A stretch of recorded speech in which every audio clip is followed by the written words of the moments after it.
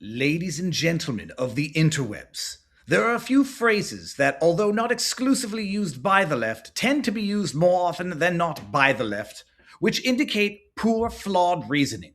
One of which is, let me be clear, followed by what is typically an absolute lie. The other is, do better. And the other one is, quote, something feels off. There is nothing wrong with having feelings or emotions. But when you start basing opinions on unsubstantiated feelings, you have entered into the Tim Dillon zone. Behold! This turning point kind of abomination that the right wing of this country has turned into like a bad reality show.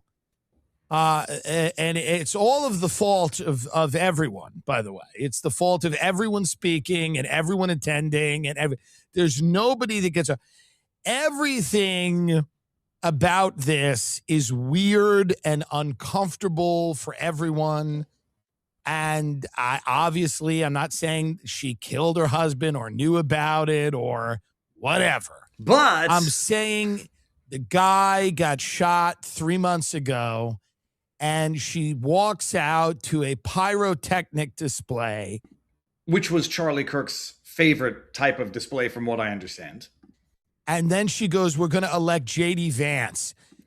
At a political event that is literally called America Fest. It's weird that that's where her head is at.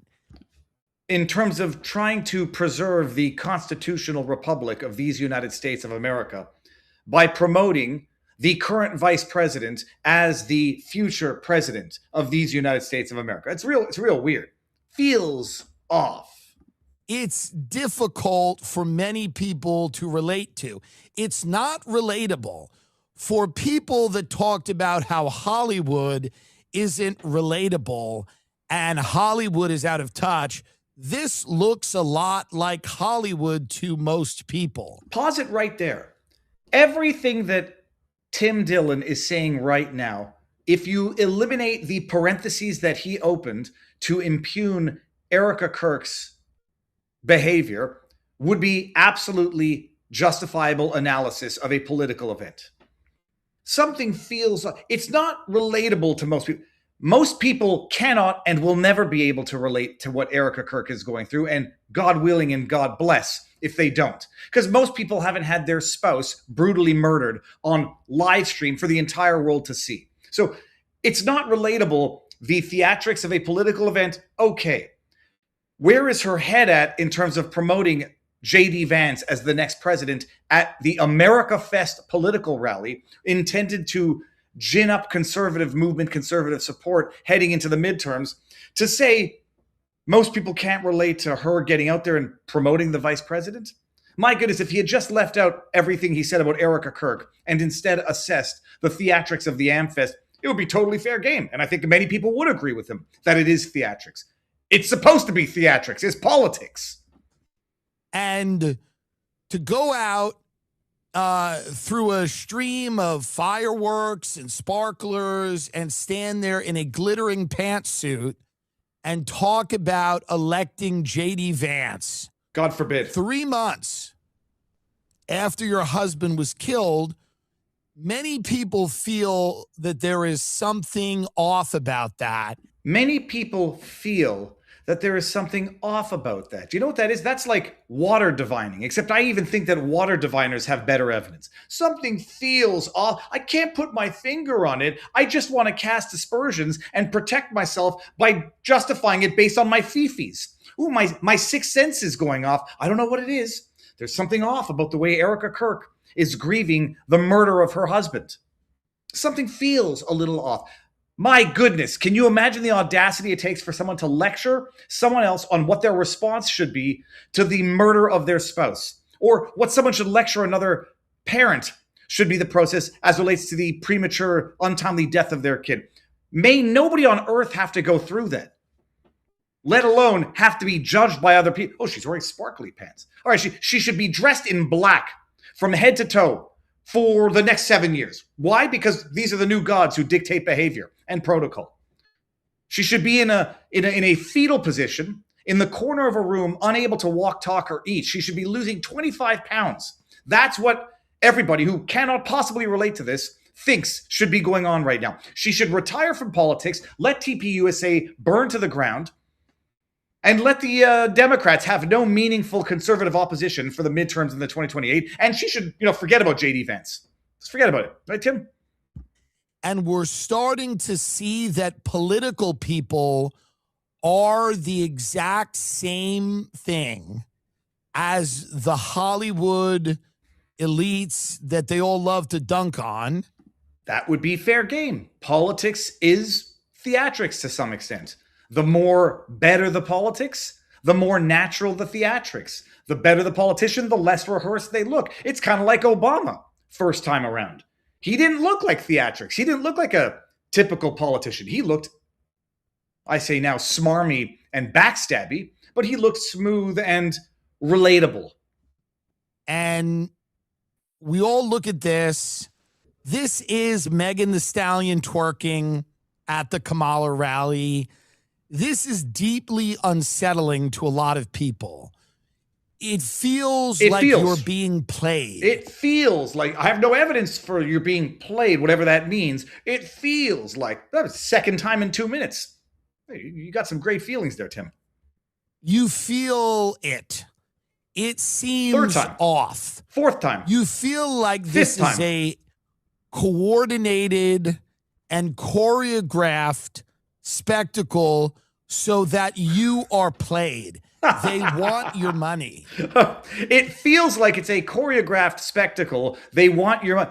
It's called America Fest political rally intended to garner support and mobilize people to vote in the midterms. Everything Tim said about the event is an opinion that people are entitled to have. Everything he said that threw Erica Kirk in there. She comes out through fireworks and pyrotechnics and glitter pants. My goodness. She should be wearing a black veil for the rest of the year. But by the way, I can agree with what Tim is saying on the optics of the event. When I heard that they had Nicki Minaj up there, and I see the thing and I appreciate what they're trying to do. It's kind of like what they tried to do at, not the RNC, but when they had that other, I don't want to say former adult star model, but they had that woman with the short hair, Rose, I think.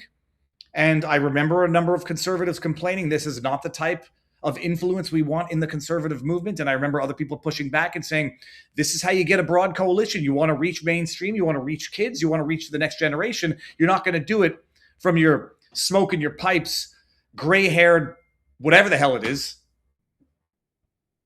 But I can appreciate criticizing the event. When they had Nicki Minaj, I'm like, oh, isn't she the one who sang Wet Ass Vajayjay, W-A-P? I was wrong. It was Cardi B. I might be, which way was it now? Yeah, Cardi B sang the pinnacle of human intelligence of a song, W-A-P, which I thought, WAP, I thought it was the offensive slur for an Italian person. I'm not trying to be funny. I didn't know what the song was. I still don't know. I mean, I unfortunately Googled the song, and the WAP was not the offensive slur for Italian Americans. It was an acronym for a highly moisturized vagina. It's wet ass pussy for those of you who don't know. If I have to go look and see if Nicki Minaj is the woman who sang that song, maybe you want that at a conservative America Fest conference if you're trying to reach a new demographic in order to win future elections. But then, as the old expression goes, cast your tent too wide or cast your net too wide and you're going to catch more fish and different types of fish than you necessarily want. But to sit there, and I'm just fed up with this. Like, I'm fed up with people saying, oh, Erica Kirk, that's not how a grieving widow behaves. And I put up a tweet and someone else says, my husband or my significant other was murdered. I was incapacitated for 6 months. First of all, I can understand if people respond that way as well. I can understand if people go into full automaton mode in order just not to become incapacitated for 6 months. Is what we're saying right now, the person who's gone through it, in order for you to grieve in a way that I won't deem suspicious, you got to be incapacitated for 6 months. You got to be on antidepressants and lose weight, stay in your basement. Someone saying, I don't remember Jackie Onassis Kennedy behaving like this after JFK got assassinated. I'm like, well, first of all, there might have been a bit of a fear of her getting assassinated. Second of all, she might have responded differently and did. Third of all, there might have been different reasons for which Jackie Onassis could relinquish herself to despair and not make any public appearances for a year. Maybe she didn't have the TPUSA organization, the people that it employs, the politics that it promotes. Maybe she didn't have that to salvage, and I don't think she did. JFK died. What more was Jackie O going to do? These people say, oh, Jackie O didn't mourn like that. Well, when it's good to compare the differences, it's good to compare the differences as if there's any by-the-book, textbook way of mourning. And as if their interests or political needs or economic political situations are the same. There's an organization, TPUSA, the Charlie Kirk Show, to maintain so that it has its political power. Erica Kirk might not have the luxury, or she might not have the desire to become incapacitated for 6 months and let her husband's legacy burn to the ground. But my goodness, people have no way to compare to this. They have very little experience with this, but they sure are quick to judge. But as far as what Tim Dillon said about the event, yeah, sure. You want to call it cheesy, whatever, go ahead. It's politics. We went to the RNC. It was politics. You might not want everyone who spoke there to be there. You might think it's a little cheap, a little tawdry. Hulk Hogan coming up and ripping his shirt off. Some people are like, what is this? This is theatrics. Of course it is. It's politics. Great observation. Good afternoon. Ladies and gentlemen, how goes the battle? This is the Sunday show. Hold on, I just got to check something here. This is the Sunday show on a Monday because we had a Christmas party and could not miss the Christmas party. It would have resulted in swift divorces, but also I wanted to go to the Christmas party because I like Christmas parties. Viva Fry, David Freiheit, former Montreal litigator, turned current Florida Rumbler. On the road, I think the lighting is pretty good. I was going to do like a little... Oh, shitballs. Well, I'll put that back up when Robert gets here. Welcome to the show, everybody. We're live across all platforms today. If you like what we do here, you know what to do. Snip, clip, share away. Come and join us at vivabarneslaw.locals.com. Heart02 said, you had a shirt on one time saying politics ruins. What was the last word by any chance? Oh, yes. It was everything, good sir. And if you want to get one of those shirts, you can go to vivafry.com and have a look. See. Support the channel. I got one other thing to share this for. I had two videos that I was going to start the show with here. You can go to vivafry.com, get some merch. It's good stuff. If you want to support the channel, everybody needs a coffee cup. Everybody needs a shirt to wear. And the politics ruins everything. Don't vote for any. You see that one? That's old now. One other thing before we get started, before Barnes gets in here, we're going to have one hell of a show. This is what I was going to start the show with. There's nothing graphic in it, although the story itself is sufficiently graphic that it wouldn't let me open this up in incognito because of 75. Because of the graphic nature of this. This is a story of a 75-year-old woman who was struck in the face, unprovoked. I mean, it's not that you can think that you could provoke a 75-year-old, provoke someone into striking a 75-year-old lady in the eye with a stick with a screw sticking out of it, blinded in her eye by a mentally ill career habitual criminal on the street. I'm going to play this for you because when you hear what the police have to say about this, you're going to realize that more than one person needs to go to jail for this attack. 75-year-old Jeanette Markin standing on the corner, and police say this is Fali Peya walking up with a stick in his hand when out of nowhere he attacks her. Jeanette is knocked to the ground. Bystanders take a picture of the suspect, then rush. What did I just do here? Away. To help Jeanette. Sorry. The full scope of what happened wasn't clear yet. Listen to this. Police arrested Peya a block away and found the weapon, this wooden board with a screw through the end of it. Police say that screw went through Jeanette's eye. Who is this guy? He's a regular. He usually punches. I guess today he decided to escalate things way worse than his usual. Where is he usually? He's usually just up and down Third. Now, as far as I understand, they're talking to a police officer who said he's a usual. He just usually punches people. I guess this day he decided to escalate for whatever. He was feeling bad this morning. He wanted more damage. As paramedics race her to the hospital, it becomes obvious police know Fally Pea well. Do you have the suspect's ID? Yeah, suspect's ID. He's being searched right now. Yeah. You know him? Oh, he's notorious for random assaults on 3rd Street. Court records show Pea had multiple prior convictions for assault, including stabbing someone 8 times Why did it keep stopping when I do at a party.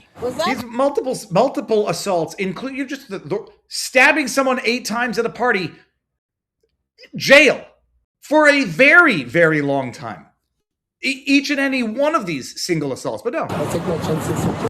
Take my chances. That's the end of the report. That man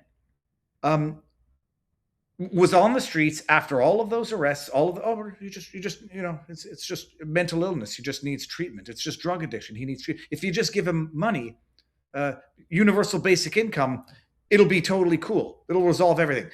The system is broken. The judges that put these guys back out on the streets with minimal punishment, if any, deserve to be impeached, removed from the bench, and possibly jailed. It's an absolute outrage. And now there's a woman. I mean, first of all, situational awareness at all times. Full 360. You might look a little crazy. People are sitting there with their noses into their phones and are leaving themselves open for sucker punches or getting randomly struck by a dude who's walking around with a freaking mace. I don't know if that qualifies as a mace. As a medieval torture device, a stick with shit sticking out of it. Oh yeah, no, he's a regular. Usually he's just up to little sucker punching. This today he must have been angry. He must have not gotten his Wheaties this morning. A little cranky. Go blind a 70-year-old woman. Viva, restart the stream. The locals chat is broken. Hold on, let me see what's going on here. No, it looks like we're good. Keep your head on a swivel in public, says Bill Brown. It looks like the stream restart. I think everyone might have to refresh there. And we got Kimmy Hunt. I was alive when Jackie Kennedy was widowed, and she got right back out there. Nobody criticized her. What these creeps are doing to Erica is disgusting. I was going to respond to that accusation, but I wasn't alive when that happened. I don't know what she did, and I don't know what the media reports of what she did then, and what AI aggregates from its understanding of what the media reported back then, because AI is only going to be as good as the information that was published at the time, which was probably just as broken and propagandized as it is today. So I go look up, what is she? Oh, AI says she left the public appearance for a year. She eventually started doing interviews and stuff, but she was low key for the first year. There might be 50 reasons why that was the case for her. That don't have anything to do with Jackie O setting the precedent for how people grieve the loss of their love of their lives. And some might say that it's their, despite all desires to wither up and die, you got kids and you got a legacy that you don't want to be killed with your husband and have that nutbag, whoever did it, whoever you think did it, succeed in what they were clearly attempting to do. And that's that. Let me see where Barnes is here. I think I texted him. He does have the link. Locals chat is super effed. Francis, I don't think refreshing it's going to do anything on my end. I can't restart the stream on locals because it's going through. So apologies if there's glitching there. So that's what's going on there. Now let me just see one thing here. Just go here. How long does Amfest go on for? Oh, it's Russell Brand who's at Amfest. Oh well, all right. But before we get into this today, I'm trying to figure things out in terms of the information that we have. Now, there's a straight up bad faith propagandist on the Twitterverse. And I wake up to see this story and I'm trying to piece it together. And if people can assist with that, it would help. I hear Barnes in the backdrop.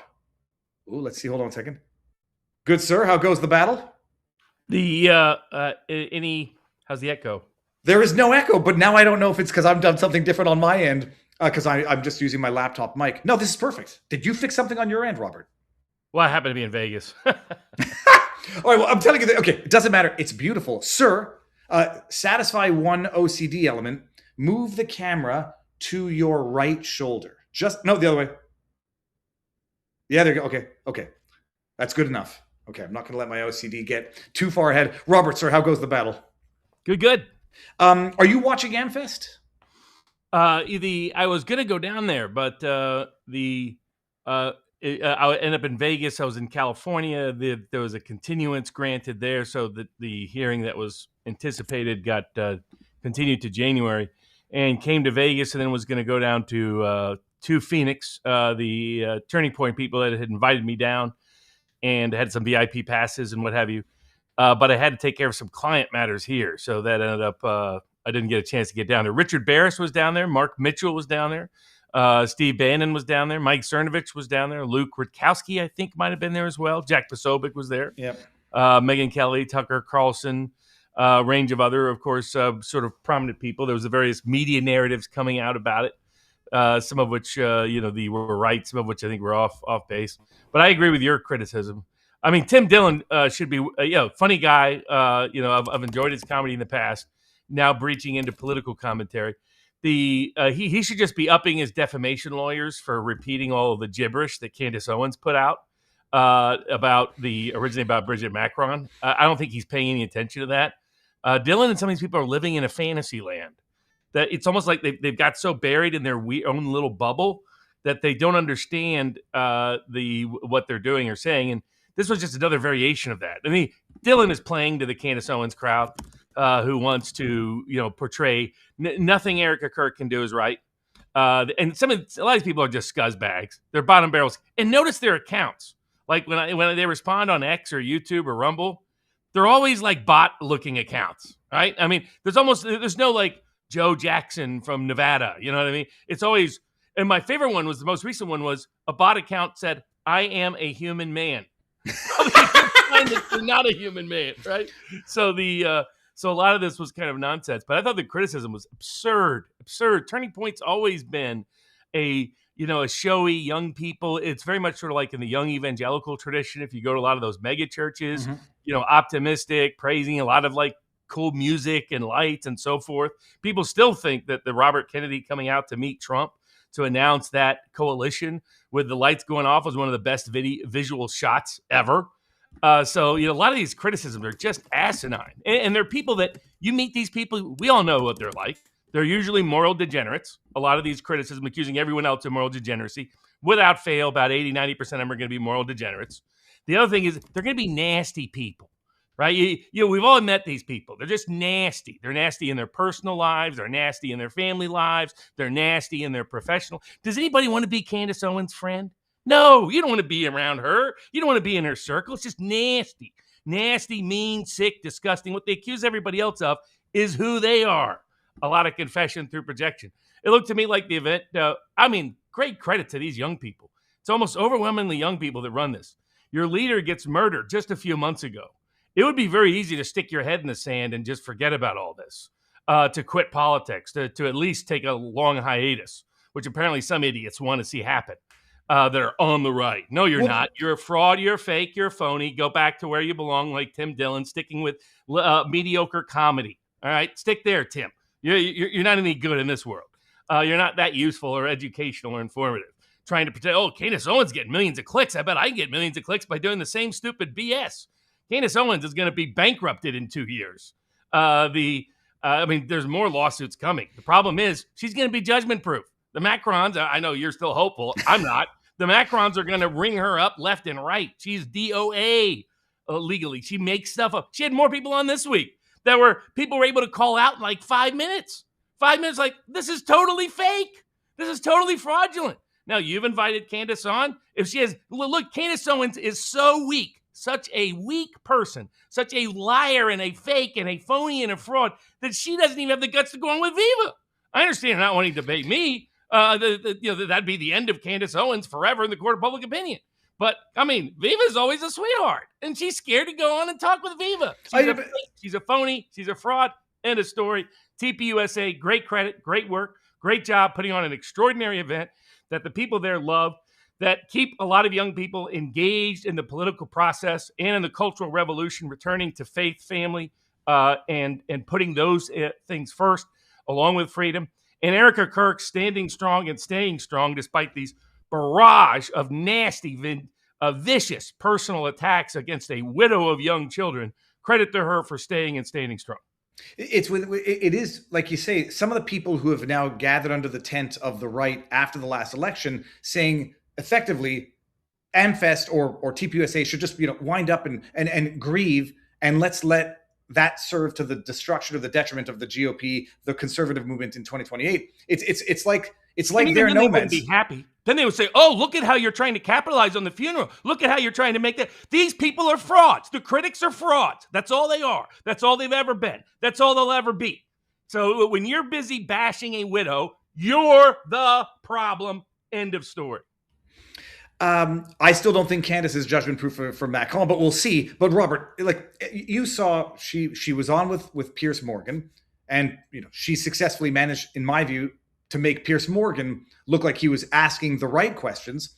She put out a post. It was a clip where she said, when I called TPUSA a godforsaken company and told people not to donate, in that meeting, do you have any doubt that Erica Kirk and or legal team said anything about tortious interference with prospective business relations?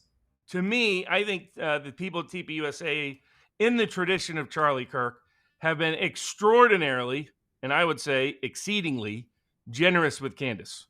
If I had been in that room, by golly, that's exactly what I would have laid out. Said, look, you're a liar, you're a fake, you're a phony and a fraud. You have been the whole time. We've held our tongue. We're not going to keep holding it if you keep lying about Erica Kirk and the people at TPUSA. I suspect this lawyer did not, because that's not TPUSA's demeanor. Their demeanor is to be tolerant, to be open-minded, to be engaging, to be all the things that the caricatures and stereotypes of Charlie Kirk were always wrong about.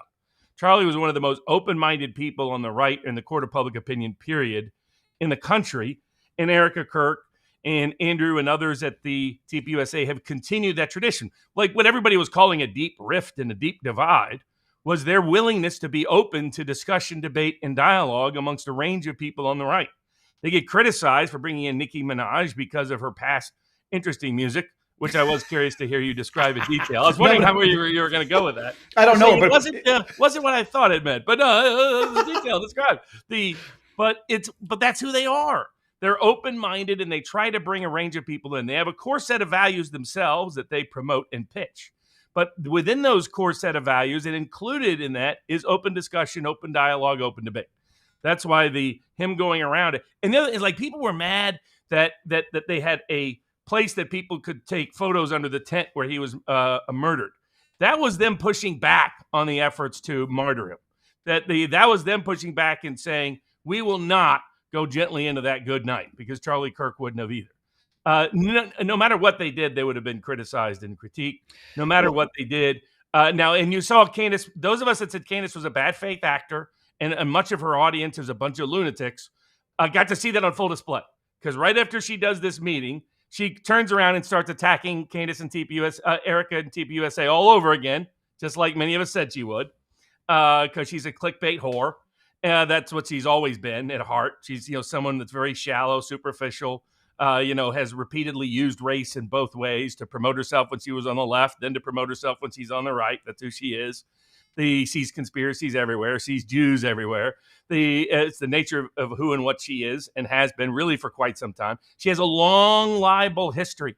She's libeled all kinds of people going back 8 years. She libeled Steven Crowder. She libeled a whole bunch of prominent black conservatives, and she's just been getting away with it, doing her soap opera, Oprah wannabe, Alex Jones imitation routine. To give you an idea of how nuts she's become and how offensive she is to people that have any degree of conscience or soul, Alex Jones was finished with it this weekend. He was like, enough's enough. Quit pushing out these ridiculous lies, these preposterous conspiracy theories that undermine legitimate inquiry. And he's like, if you don't, I'm going to give you the real receipts, Candace, and show you how this is done the right way. And you're going to see Alex start ramping up. And Alex is a guy that doesn't like to hit right as a general rule. And he has platformed Candace as much as anybody.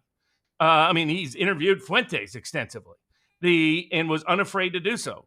But he's unbashful people don't understand. She thought she could just be a pretend version of Alex Jones, that she could be the black female Oprah version of Alex Jones. She never understood Alex Jones. Alex Jones has a degree of knowledge that's encyclopedic about a wide range of topics. I mean, I once had a conversation with him, and I was like, man, I came across this really interesting 1965 documentary concerning deep state activity, and he started quoting it back to me. That's who Alex is. Do you think Candace could do that? What a joke. The Stalin is a Jew, everybody. I mean, come on. I'm done with her. I'm done with her. Been done with her for a while. Been critiquing her for a while and going to continue. And I think the description that people gave about TPUSA is that they all think Candace is crazy and don't take her seriously. They think Tucker now and then is a little crazy, but they love him because they know his heart and his soul is with the American populist cause. And they all love J.D. Vance. And Tel Aviv Ted Cruz, all these people saying, oh, TPUSA has been taken over by Israel, Bob. Oh, really? Then why was some of the most prominent people profiled and platformed Tucker Carlson and Steve Bannon, and Bannon took it his opportunity to bash the living daylights out of Benji Shapiro. They were just going to be open and tolerant. Hey, Shapiro, you come in, you can make your presentation. And then everybody else were going to have make a presentation. And at the end, how did the TPUSA members vote? They gave, guess how many votes Tel Aviv Ted got? 0.3%. He's not even within the rounding error. That's how little support Tel Aviv Ted has. So TPUSA hasn't been taken over by Israel, you bunch of lunatics listening to kooky Candace, queen of the kooks. That's who and what she is. And I say this, like, people accuse me when I open the invite to Candace, they say, oh, Vivi, you're chasing the attention in her platform. The only reason I'm convinced that she won't come on with me is because I'm not big enough to offer anything. Same thing with Piers Morgan. Like, he will have on Rabbi Shmuley because he can exploit Rabbi Shmuley for clicks. It wouldn't be quite the same with me. I've invited Ian Carroll on multiple times. He's been on before, but doesn't want to come on to discuss this particular issue. Chris Martinson is the only one who had the intellectual courage to come on, and we had a good discussion. But I want to have the discussion viva voce, but I think Candace, having seen the way it went with Piers Morgan, doesn't necessarily want to have it with anybody else and is just happy to go right back to doing what she's doing. But so you don't think you don't think Erica Kirk said, we can go Gibson's Bakery on you and we'll see how that goes? Because it's just not who she is. It's not who TPUSA is. It's not who Charlie Kirk is. And respecting his legacy will be a very important high value to everybody in that organization.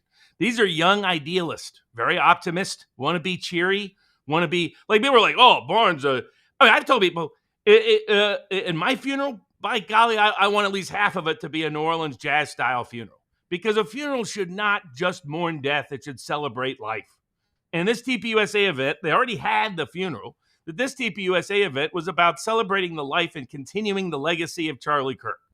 And I'm sorry that lard asses like Tim Dillon are crying about it, but I don't care what they think.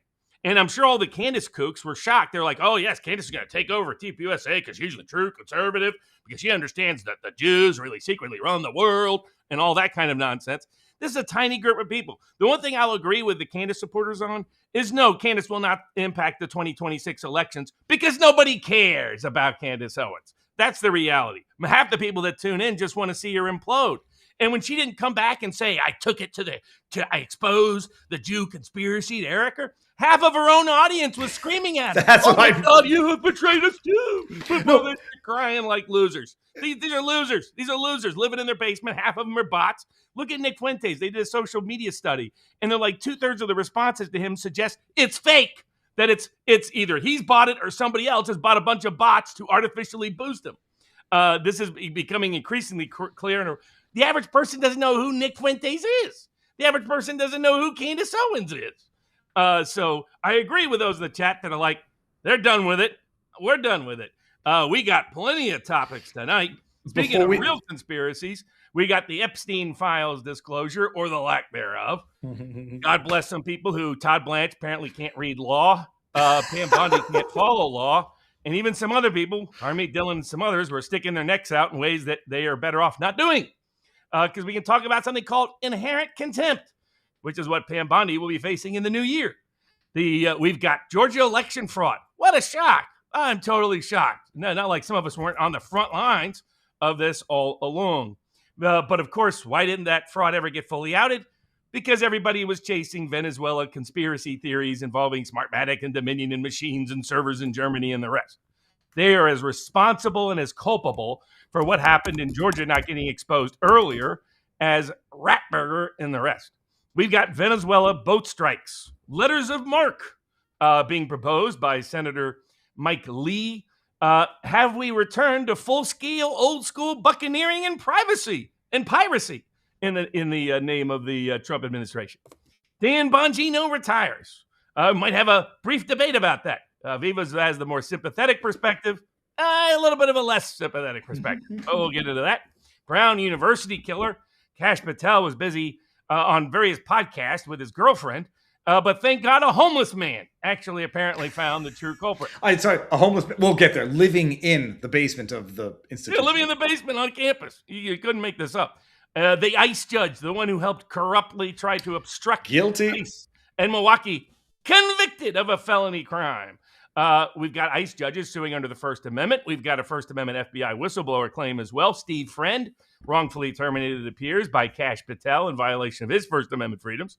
We've got Maryland wants reparations. That's right. The reparations are back. Just when you thought they were finally dead and gone, they're coming back. Is that constitutional? Luigi's evidentiary hearings finished up, while it looks like Luigi might be facing a jury trial after all. Anti-Semitism law, in this case passed by Governor Newsom, being challenged on First Amendment grounds. The same basis could be challenged on the Trump administration rules that they have also followed from the Biden administration rules. We've got, what is a true, utter shocker, Somali fraud in Minnesota. Who knew that a constituency represented by an immigration fraudster would have a bunch of Medicare, Medicaid, healthcare, welfare, and all kinds of other fraud? And while they're at it, as some of us have talked about for a while, when you wonder why are there bogus child abuse allegations brought against good parents, a certain Minnesota lawyer might come to mind who was falsely accused. Well, it turns out, according to a whistleblower, the high-ranking Minnesota authorities are involved in a massive fraud to inflate child abuse stats where they don't exist in order to line their pockets with your taxpayer dollars. Walmart caught helping perverts get access to your kids and commit sexual assault on children. Baby Shark ends up in a complicated China Hague lawsuit, the song that some people can't get out of their head. And that's just the most of the topics for today. There was a super chat on CommuTube that says, any comment on the financial fraud that Wolves and Finance has pointed out? I know your answer to this, Robert. Wolves and Finance is a big fat fraud. He's a joke. He's a disgrace. He's a liar. Liar about the records at TPUSA. He falsely stated that the TPUSAs didn't have an address at a place, basically a mail drop at a location. He was lying about it. It was right there. It's like, oh, I came to the mall and there's nothing here. It must be totally fake business. Everybody uses mail drops for the most part. And if you're TPUSA, you have very good security reasons for doing so. And he just lied about it. Wolves in Finance, fraud, fake, phony. That's all he is. That's all he's ever going to be. He lied about how tax law works. He lied about how charitable law works. He lied about what TPU. He was like, look at this TP Action 2024 has made a bunch of money. Maybe they made it in secret from Charlie Kirk. It was their get out the vote operation for 2024, you nitwit. I mean, he just lied about every basic thing. Wolves in Finance, big fat fraud. He wants to get into the clickbait whore world with Candace Owens, who's the queen of the brothel there. And that's all he did well, and that's the only thing he did right. I'm going to read three of these, and we're going to start with the Epstein stuff. I will say she did get criticized when she married Aristotle Onassis. Many thought a Catholic widow should never remarry. Then we got Karen Todd says... Security reasons, by the way. She made it clear. She married a billionaire with an extraordinary security protection around the world. That's what she was doing. Careful, Barnes, lest Vivo wrecks you like he wrecked the hotel room. I put it back up. It's fine. Yo, Robert, we banned child sex changes. Also, we got pretty good turnout and signal boost despite being scheduled during AmFest. Amazing. And I'm going to read the Biltong one later. Robert, let's start with the one where I want to make sure that I got it right and I haven't made any mistakes. The Epstein disclosures. They signed that bill, which is effectively a law that says they have to disclose everything within 30 days. They can redact as necessary to comply with the law to protect victims' identities, sources and methods and all this other stuff. 30 days comes and goes. Friday, they say, and I don't know that Politico is a propagandist rag, but they're not always wrong. Todd Blanche and Pam Bondi say, we're not going to make the delay. We need more time, but we're going to disclose some stuff today. So we're in compliance, except we haven't fully complied. Give us a few more weeks because there's a lot of stuff, even though 6 months ago we told you there was nothing. Set that aside. They then release documents which were heavily redacted with, as far as I could tell, no redaction code, no explanation for the redactions. There was a 119-page document redacted from top to bottom, and it didn't even have the number of lines on the page. Nothing, just like a joke. No explanation either. Then people say to me, Viva, you're an idiot. This is grand jury testimony. It has to be fully redacted. But then they also, from what I understood, released grand jury testimony that was not fully redacted, but that was only redacted to protect the names of the investigators and the, I guess, either victims or non-party peoples to that grand jury testimony. And so I don't know if I made a mistake in terms of thinking that they were improperly redacting at least one document without specifying the nature of the redactions, and that they have no good legal excuse to say after a month, we need more time, and not expect to be held in contempt, or what you're going to refer to as, I forget the term now, if Democrats ever regain positions of power. So it was my assessment that they did not fully comply with what they were required to comply with. Is that inaccurate? And the redactions, were they identified? Were they specified and I missed it? Or are they just known redactions that are totally justified under the law? I see somebody in the chat's like, oh, you guys don't only get 10,000 views. You don't have an impact. Dude, check into all views across all podcasts. On average, it's over 250,000 every single week. Somebody's so dumb, they don't know the difference between live viewership and the rest. Second, these people that confuse clicks with impact still don't understand American politics or global politics. The getting millions of views means literally nothing 9 times out of 10. Because all it means is people around the world tuned in to see a whole bunch of things. That doesn't mean they share the opinion. That doesn't mean they're going to spread the opinion. It doesn't mean who's watching it anybody cares about. They're generally inconsequential, unimpactful individuals. You can impact the public debate and dialogue to some degree, but you're not really meaningfully moving the needle in terms of actual policy change. So just a little FYI about how I see a lot of influencers out there chasing clicks, thinking clicks equals influence. Generally, no, it doesn't. What it means influence is substantive commentary of some degree of value that ultimately translates into impacting the court of public opinion in ways that can actually impact people's behavior and actual policy. To give an example, even though Brooke Jackson wasn't able to win her case to date, her case going public saved millions of lives. Now, how many lives has Candace Owens ever saved? So sorry, there's no comparison. But that criticism, it's the criticism of losers who will criticize regardless. If you get big numbers, they'll accuse you of being clickbait or just doing it for the views. And if you don't get their big numbers, then they accuse you of being irrelevant, whatever. You know who gets lots of views? That woman who had sex with 1,000 people in a day. They get lots of clicks. What I've been after is substance and, first and foremost, not being first, but being right and trying to be insightful, whether it's popular or not. So I think we've succeeded, Robert, and I am very, very proud of what we have here. And I'm saying it to give advice to others out there. Oh, yeah, I know. Other people like wolves in finance who could have been presenting important, influential, useful information, like, say, a Jeff Snyder or Brent Johnson or George Gammon or others on issues of economics and Wall Street and politics and corruption. See it the same with Tim Dillon, who can do a very comedic insight about the way things are working in the world. And they're destroying it for the purposes of chasing clicks, confusing clicks with actual influence when the two ain't got nothing to do with one another. Not over time, not in a sustained way. So the Epstein Files Transparency Act passed unanimously by the Senate, almost unanimously by the House, signed into law by the President of the United States, contrary to what Todd Blanche apparently thinks, overrides all prior other law. So, like, Blanche was citing old FOIA law and other law. No, this trumped that.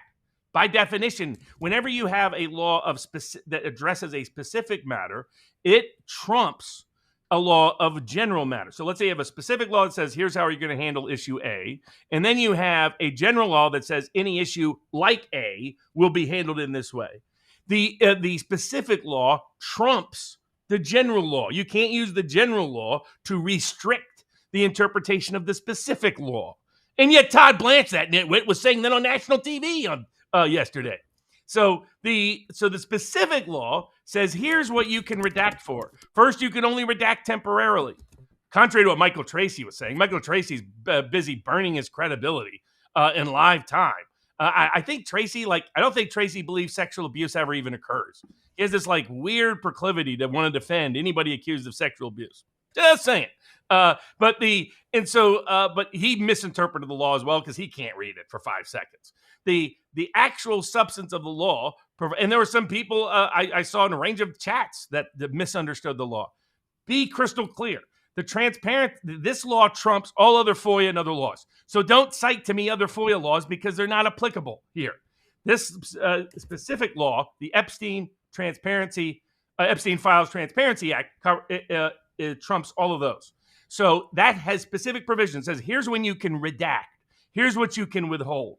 You can only redact or withhold something as part of an ongoing investigation, something that has national security direct information that will endanger national security, or otherwise the private information of a victim who has not authorized their disclosure of their identity. So that's it. And even then, it has to be temporary, and you have to give a full explanation of what it is and how it is. They didn't comply with the law at all. What they released was only very partial. Now, if you had been at sportspicks.locals.com, you would have cashed in because I predicted that, in fact, something would indeed come out. They weren't so insane they would block everything. And so those people made some nice little Christmas bonus cash leading up into the Christmas, so congratulations. But what they didn't do is do what the law required, which was full disclosure. First of all, about 90% of the documents and information, they didn't disclose at all. Not redacted, unredacted at all. They didn't disclose it, period. They're like, golly gee, we're still trying to get around to it. You've been working on this for a year. But they hires millions of dollars in overtime. What were they doing? And sorry to interrupt you. They Pam Bondi positively asserted that there was nothing there in any event other than child pornography. 6 months ago, after saying it's on her desk, she says there's nothing there anyhow to be disclosed other than stuff that we're not going to disclose. And then 6 months later, there's too much to redact within the 30 days that we had to comply with the law. Oh, it's absurd, which was she claims she'd been working all along. By the way, it's clear that she never read it. It's clear Kash Patel never read and reviewed. So they redacted a bunch of information that they didn't even explain the redactions of. If you were going to do this, you needed to explain in detail. What you do is you have a press conference, you go through it, you try to highlight key items, you try to push the narrative, so on and so forth. They did none of that. They just dump it. It's not even searchable in the right way. They tried to remove documents that had Trump's name or photo in it, and until they got called on it, and that had to try to rush to put it back in. The Harmeet Dillon was mistakenly rushing into the middle of this, which he should not be. You should not be staking your credibility on this, Harmeet. Do not get anywhere near this with a 10-foot pole. Pam Bondi doesn't know what she's doing. Todd Blanche doesn't know what he's doing. Kash Patel doesn't know what he's doing. Dan Bongino can't wait to get out the door. He don't want to be part of any of this. And so his official explanation is different, but, we can have our reasoned interpretations of his behavior. That may be something we agree on Bongino on. So you look at all of those. So they didn't comply with the law. Well, what are the consequences? Now, I'll get to why I think who is really behind the conspiracy to hide the Epstein files, and it'll be a different take than I think I've seen anywhere else so far. But it's a thanks in part to the good work of Phil Kennedy, one of the former FBI suspendables, another one of the whistleblowers who's never been properly reinstated or got their back pay. All the whistleblowers have never got their back pay, as far as I know, which is just an outrage and a disgrace. It'll be part of the Steve Friend case that may be supported by 1776 Law Center in the new year, which might have a named defendant named Kash Patel in it. But right now he's busy in his BMW X5 with a special security paid for by the U.S. tax dollars when he's not hopping on a government-paid plane to go hop on a private plane and hop and see his wife in a concert. Or fiance, no, not even fiance, girlfriend in a concert when he's not busy meeting with Stephen Miller's girlfriend to reminisce about it on a podcast. But putting all that aside for the moment, what can happen now is inherent contempt can be brought by the House. So they haven't tried this they haven't done it successfully in about a century.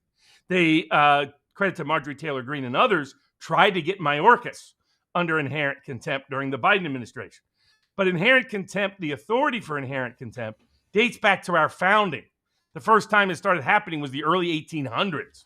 many of the people who signed the Bill of Rights, who signed the Constitution, who signed the Declaration of Independence, authorized it and approved it, and the Supreme Court validated it all the way back to the beginning of our country.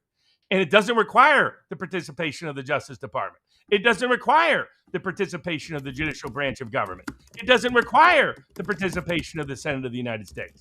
What it says is, here they were put under a very unique, specific law, carefully crafted and drafted by the guy who gets nothing done, Barnes, Thomas Massie, the only guy who could ever get these records released, Massie critics.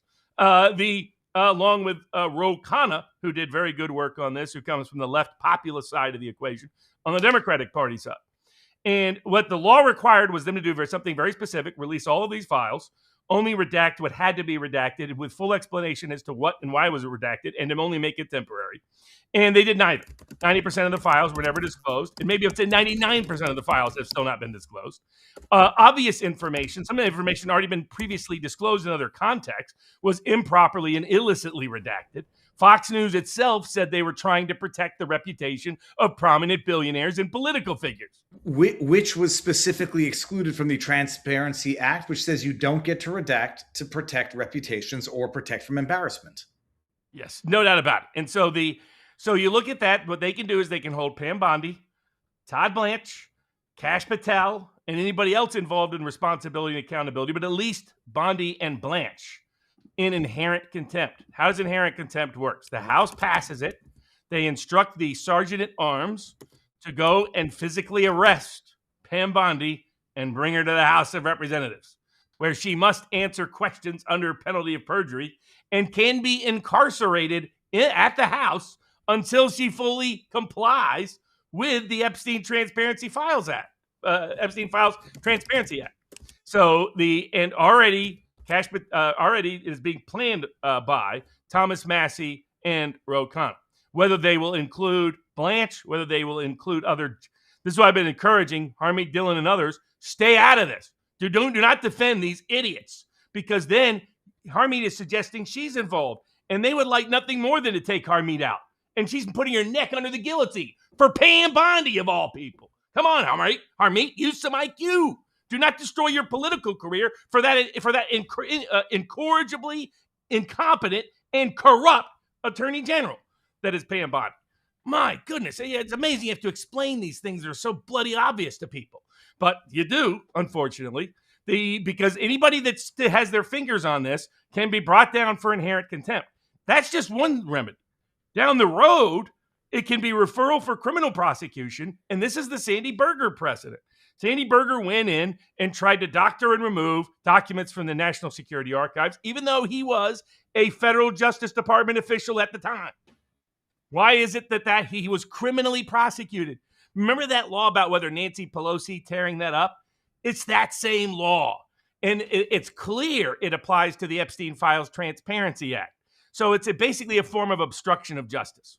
By not complying with the law, by redacting things, by covering them up in any way, shape, or form, by altering those documents from their original form, Pam Bondi can now be criminally prosecuted, criminally punished, and serve 5 years in federal prison. Todd Blanche, the same. To be frank, if they don't fix this fast, it's where they're going. The only question is how long it takes to take them there.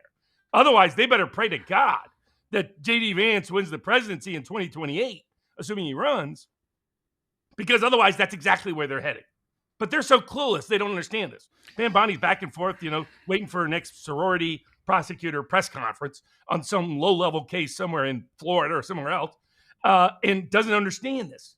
Todd Blanche is an arrogant prick who grew up in the Sovereign District of New York, a lifelong Democrat who loves the people at CNN, who cashed in with Donald Trump when he saw an opportunity, has never been real MAGA in his life.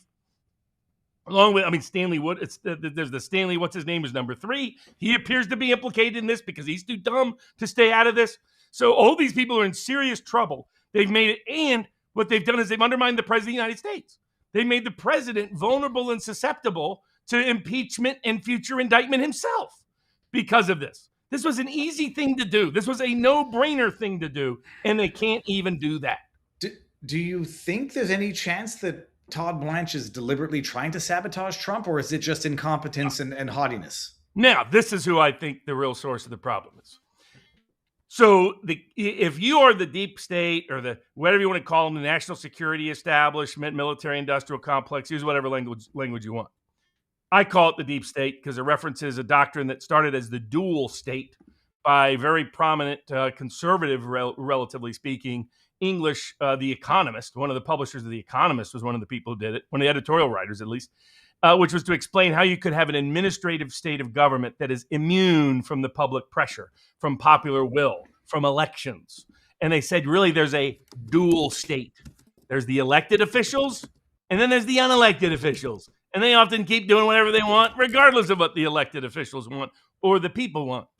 And this dual state, when it has the power of military, when it has the power of national security, when it has the power of intelligence, when it has the power of law enforcement, it becomes a deep state, both because it's a little shadowy, and because it is literally entrenched at the most important and impactful positions of power inside the United States federal government. First term by Peter Dale Scott in 1969, coming from the left, but adopted by the right in the last decade or so, thanks to what has happened to Donald Trump. If you're the deep state, you are going to be obsessed with a range of positions of power. But one of the big ones is going to be FOIA departments. Remember, the Freedom of Information Act department heads at the CIA, at the State Department, at the Pentagon, at the Defense Department, at the FBI, at the Justice Department, in the various U.S. attorneys' offices. They have a legal right, indeed a legal obligation, to see everything. So that is an incredible amount of power. Second, they're the ones obligated to disclose that whenever a request is made. So if you're the deep state, you want to control who's at those FOIA departments.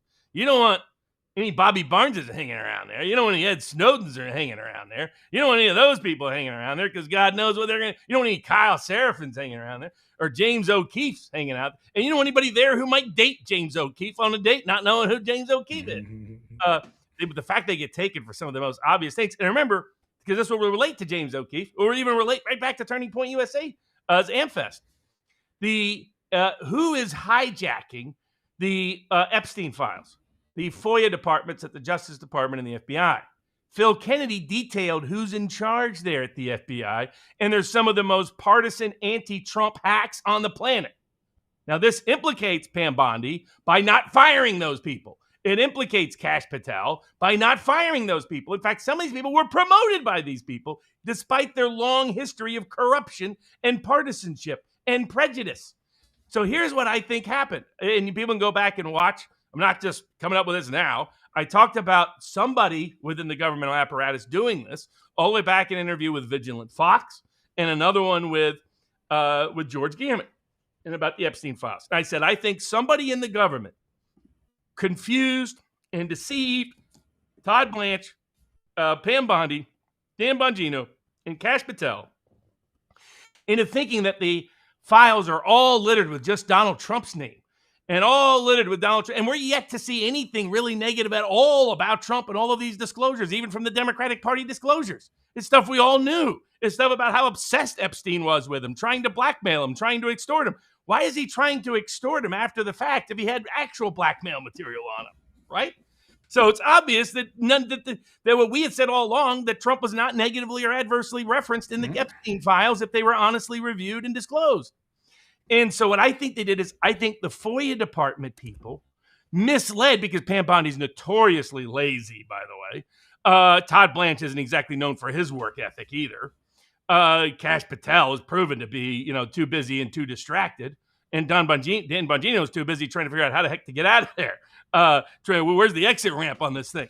So so I think what it is, I think they fooled them into believing it only negatively impacted Trump. Mm-hmm. So they went and convinced Trump it only negatively impacted him. So Trump thought, oh my goodness, they Russiagated the files. Just suppress all this nonsense. I don't want to go through another Russiagate. Now is Epstein. And they suckered him. And by doing that, they took evidence that exonerated him and incriminated his enemies, and he incriminated himself and exonerated his enemies. I think they are the real source of the Epstein file cover-up. That's not a bad theory, Robert. I'm going to bring this one up just because I want to know if the internet has figured it out yet. Keith Edwards, who's a notorious propagandist and a bad faith one at that, put this tweet out. This is allegedly one of the photographs that the DOJ removed after having published it. Allegedly. I don't know that it is. People were saying that's Ivanka Trump. They're going by this 02 here to suggest this is from 2002. And then in the immediate following post, he says, this is not Ivanka. Here's how young Trump was when Ivanka was this age. Now, I don't know how he knows the age of this girl, but this girl looks to be at least 5 years older than this girl. And it really looks like it's the same girl, just a little bit older. And Trump doesn't look that much older, except for, maybe a better lighting or whatever. And I'm trying to get to the bottom of this photograph to see if it is, in fact, another example, the third such example, where they have redacted to make it look nefarious, an otherwise innocuous picture. But if the internet knows, let me know. I think I tweeted that out, or at least I'm going to. But they've done this now 3 times. Yeah, it's brilliant deep state corruption. How do you cover for one of the worst deep state scandals in history? You convince the president who could expose you that he's the one exposed, and by trying to cover it up, damages himself and exonerates them. I mean, and I think it's all the FOIA department people at the FBI and the Justice Department who have coordinated this, and it classically fits who they are. But it's still on Bondi for not firing these people, for Blanche for not figuring this out, on Kash Patel for not paying attention, on Dan Bongino for letting these people get promoted without saying at least something more publicly about it. We'll find out. Maybe he has something to say more when he goes back to his podcast in January. He will be bound by an NDA, right? He will not be able to speak on. See, here's the thing. The First Amendment limits when the government can impose an NDA. Remember, Trump had tried to have a bunch of people sign NDAs. Remember the bunch of assistants who went and they wrote books? And the court said, no, you can't enforce that, Trump, because you cannot have prior restraint on speech. So this is like the Steve Friend case where Kash Patel violated his First Amendment rights. I was debating these idiot FBI, former ex-FBI guys online about, they're like, no, you don't understand. We have a little manual here, and our little manual here says, blah, blah. Your manual don't count, bro. Constitution here, manual way down there. And so the First Amendment of the U.S. Constitution prohibits the government from prior restraint of your speech. An NDA is prior restraint on your speech. So the only NDAs that are allowed is for national security information, for classified information, for information that would interfere and interrupt so fundamentally with the government's capacity to function that they have no choice but to repress it and suppress it. Most of that will not be covered. Now, we have probably different opinions on this. I don't think Kash Patel has the cojones, because I think they stole him at the FBI, and I think they're keeping him in a little, no, you mean Bongino now? Bongino, Kash is just born pussy. I don't think he ever had cojones to begin with. But Bongino can absolutely talk because the First Amendment fully protects him. What he couldn't say is, oh, here's a national security information about an informant in Iran that we were. That's the kind of thing he can't disclose. This kind of stuff he can absolutely talk about. I mean, heck, Susie Wiles is out yipping at everybody, including Vanity Fair, about everything that's happening. So in her group of genius, apparently she didn't like something Richard Barris said because she long followed Richard Barris, and she unfollowed Richard Barris this past week. People don't like it when Barris is honest, but that's what you get with a guy who cares more about the people he polls than the politicians who want to pay for those polls. Or try to manipulate the outcome of it. So he absolutely could talk. So the very limited what they can restrain. I mean, Kash Patel's going to figure that out when we sue him and the FBI on behalf of Steve Friend, which I think is going to happen because of the breach of the settlement agreement, but also First Amendment violations that are rather obvious. It's amazing. Like, how does Kash? And I know Kash Patel finished near the bottom of his law school class, and he went to a mediocre law school class, and nobody knew him as a brilliant lawyer to begin with. But I mean, this is like 101. This is First Amendment 101. You can't try to restrain people's speech in this manner. But it appears that Bongino would not be so restrained. Now, I think he will say that as his excuse for not talking about it. Now, there's 2 interpretations of that. My interpretation is more negative. Others' interpretations might be, look, he doesn't want to cause a bunch of problems for the existing administration. He just wants to move on and do what he can and contribute in his own way. His wife has certain health issues that he wants to be there for, that he couldn't be there for. And that's the sort of a more gentle, generous interpretation than mine, which is that they took away his balls and he's never going to get them back. But Bongino would not be able to speak on either ongoing investigations or files in which he worked. He won't be able to speak about. Often you can, yeah. It depends on. This is how the whistleblowers came forward on like the IRS cases. Whistleblowers have come forward on January 6 cases, on these other cases.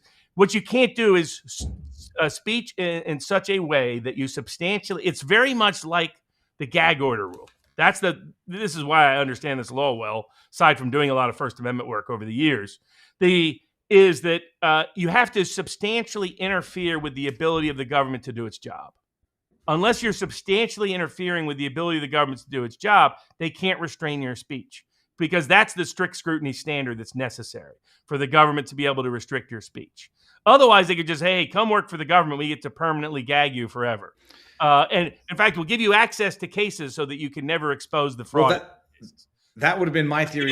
That's what they did, by the way. Yeah. That was Steve Friend and others. Their objective was to try to get them to stay quiet on the pipe bomber case, where they're trying to railroad, it appears to me, an innocent man.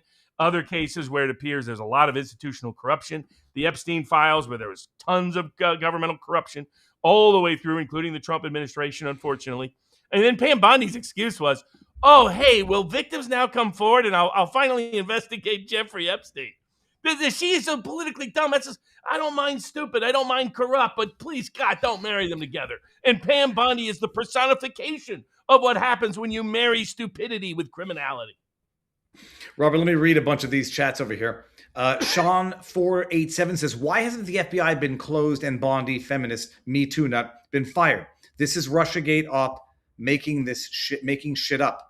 Sad Wings Raging says, Merry Christmas, everyone. Merry Christmas to you. Sean47, Viva. I remember my sister trying to get her 16-year-old daughter away from a 46-year-old drug dealer, and the RCMP said they could do nothing as no laws were violated. So why is this pedo? Hold on. I'll get to this question. In Canada, that would not be illegal unless the person was in a position of authority, like a teacher or a therapist. I think there's an age window that stops after that.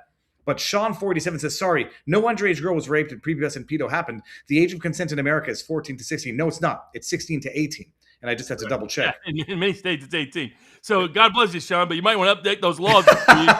It wasn't the wrong date, bro. It wasn't even 14 in 2000. Canada was 14 in 2000. Up until 2005, they upped it to 16. So it would be like perverts in Canada.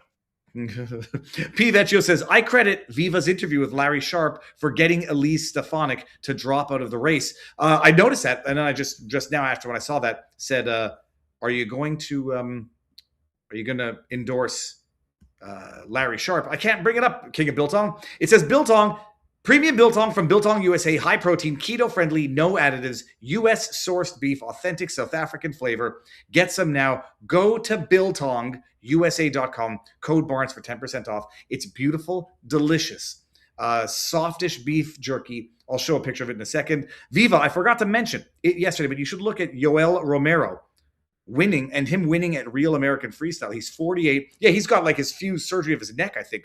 He ran through a guy he was against, made me feel good as an old guy. Yeah, well, I talked about Andrew Tate losing his fight. If people had, whether or not you'd publicize betting against Andrew Tate, because he was like the 83 bet against Andrew Tate. I got to it too late. I did put up the bet that Jake Paul would get the crap kicked out of him. He broke his jaw in two places. So that made money on that. They made money on Alabama, made money on Miami, and made money on a late rally by James Madison. So that was good this past weekend. But man, Jake Paul got his jaw broken live. Oh God, Robert, you mentioned like they got to stitch it together. He's going to be drinking. He will not be able to eat biltong for at least another. Ham for Jake Paul. It's in a smoothie glass. Oh, yeah. This is Biltong, people. Get some. It's delicious. And thank you very much, Anton. Robert, hold on. There was one that segued into relatively easily. Bongino. What do you think about Bongino's exit? Bongino announced his resignation. He is retiring or stepping down, however you put it, here in a few weeks in January. Talk is that he may return to his popular podcast on Rumble. I asked a very nice, sweethearted question to him. He's such a jerk. I just asked him when he leaves. Often when you leave, you give stuff when you go in sometimes, like your wallet, your paperwork, and whatnot. I asked him whether the FBI would let him have his balls back. So, something tells me Bongino will not have the same sense of humor you have about that. My brother, I was joking, texted me and he says, "Uh-oh," and he sends me the link to your tweet. Yeah, I look. I think I'm not convinced by it was Mike Davis. Listen to what Mike Davis had to say about it. I'm not convinced that this is true, and I'm not convinced that anyone's going to believe it. Dan Bongino tenders his resignation within the first 10 months. I think Dan got there, I think in February, March. Yeah, 10 months. Your thoughts, sir? I would say cheers to FBI Deputy Director Dan Bongino. He's a warrior. He's a friend. He went to the FBI for a short stint to bring much needed, bold, serious reforms to the FBI. He never intended to stay beyond January. He's told me that privately for many, many, many months. He left a lot of money on the table to go do this government service. He's going to go back. I'll pause. He's going to go back. Look, I'm not going to judge. Some people are going to say what reform has been effected at the FBI. Set that aside. When you're going to try to spin something, you have to spin it in a way that reasonable cynics are going to buy. Like, you can't just think everybody's an idiot and nobody's going to ask the legitimate questions. When was it ever supposed to be a short stint? When you can't make that up after the fact. Oh, he told me privately. No, my impression is what it's always been. Bongino was a peacock that they were not letting fly. He's had his hands tied behind his back. They've been making him, not speak his opinion, but speak his employer's talking points, even though he didn't look very comfortable speaking them. He wants out. He's being, like you say, neutered or, he's being silenced. He's being discredited by having to say things that are contrary to what he's been saying for the last 3 years, which I oddly think are more accurate than what his boss has been compelling him to say. And he wants out because perhaps he now understands it's beyond reform, it's beyond repair, and he was right when he said it needed to be utterly dismantled. And it seems that Patel likes having a workforce of 30,000 adoring followers who are going to eat him alive when they get their chance. I think that's the sort of generous defense of him. And I hope you're right for his own sake. My own view is I think I'm more skeptical. Several different reasons. One is you can't talk big and then deliver so weakly. Because I disagree with Mike Davis. I mean, Mike Davis is busy helping all his buddies and pals and clients, and he's busy sabotaging the Justice Department on a regular basis, sabotaging the Trump agenda on a regular basis. He and his buddy Stanley there doing all kinds of shenanigans to undermine a wide range of populist reforms and initiatives so that they can just line their pockets with Mike's pals and buddies and clients. So I don't take Mike Mike's become a joke. He's become like a bad meme joke. Justice is coming, everybody. Justice is coming. No, it ain't, Mike. Are you going to go apologize to all of America when that turns out to be garbage because of your bad work, Mike, undermining the Justice Department and praising the failures of Kash Patel, Todd Blanche, your buddy Stanley, and the top Pam Bondi, otherwise known as Pam Blondie, Pam Barbie, Pay for Play Pam, depending on your take. About to get held in inherent contempt for the first time by any attorney general in American history. That's how incompetent she is. Dear Trump, just because somebody loyal doesn't help when they're too stupid to know how to be loyal to you effectively, competently. They have badly damaged Trump, utterly unnecessarily based on their bad information and bad intel because they're getting played. I think where we agree is that they're all getting played by the bureaucratic insiders and deep state hacks. And the question is it unwittingly and unwillingly, as in the case of Bongino, as you think, or is it wittingly and willingly because they care about other priorities instead? My own view is you can't get like people are playing some of Bongino's clips. Hey, everybody, you better get your copium ready, man, because when I come in, I'm going to destroy, buddy. I always win. That kind of routine. And now he looks like a big pussy who got rolled over by the deep state. So I don't think he'll ever have the same credibility or the perceived authenticity he once did. I mean, if you're right, what a tragedy. They destroyed his reputation and legacy in just 10 months. My own view, I was always a little skeptical. He was never on Alex Jones or defended Alex Jones during a lot of the last 5-6 years. That made me skeptical of Bongino. He's worth, $250 million now, thanks to the booming Rumble stock. God bless him. But I thought he talked a big game and carried a little stick.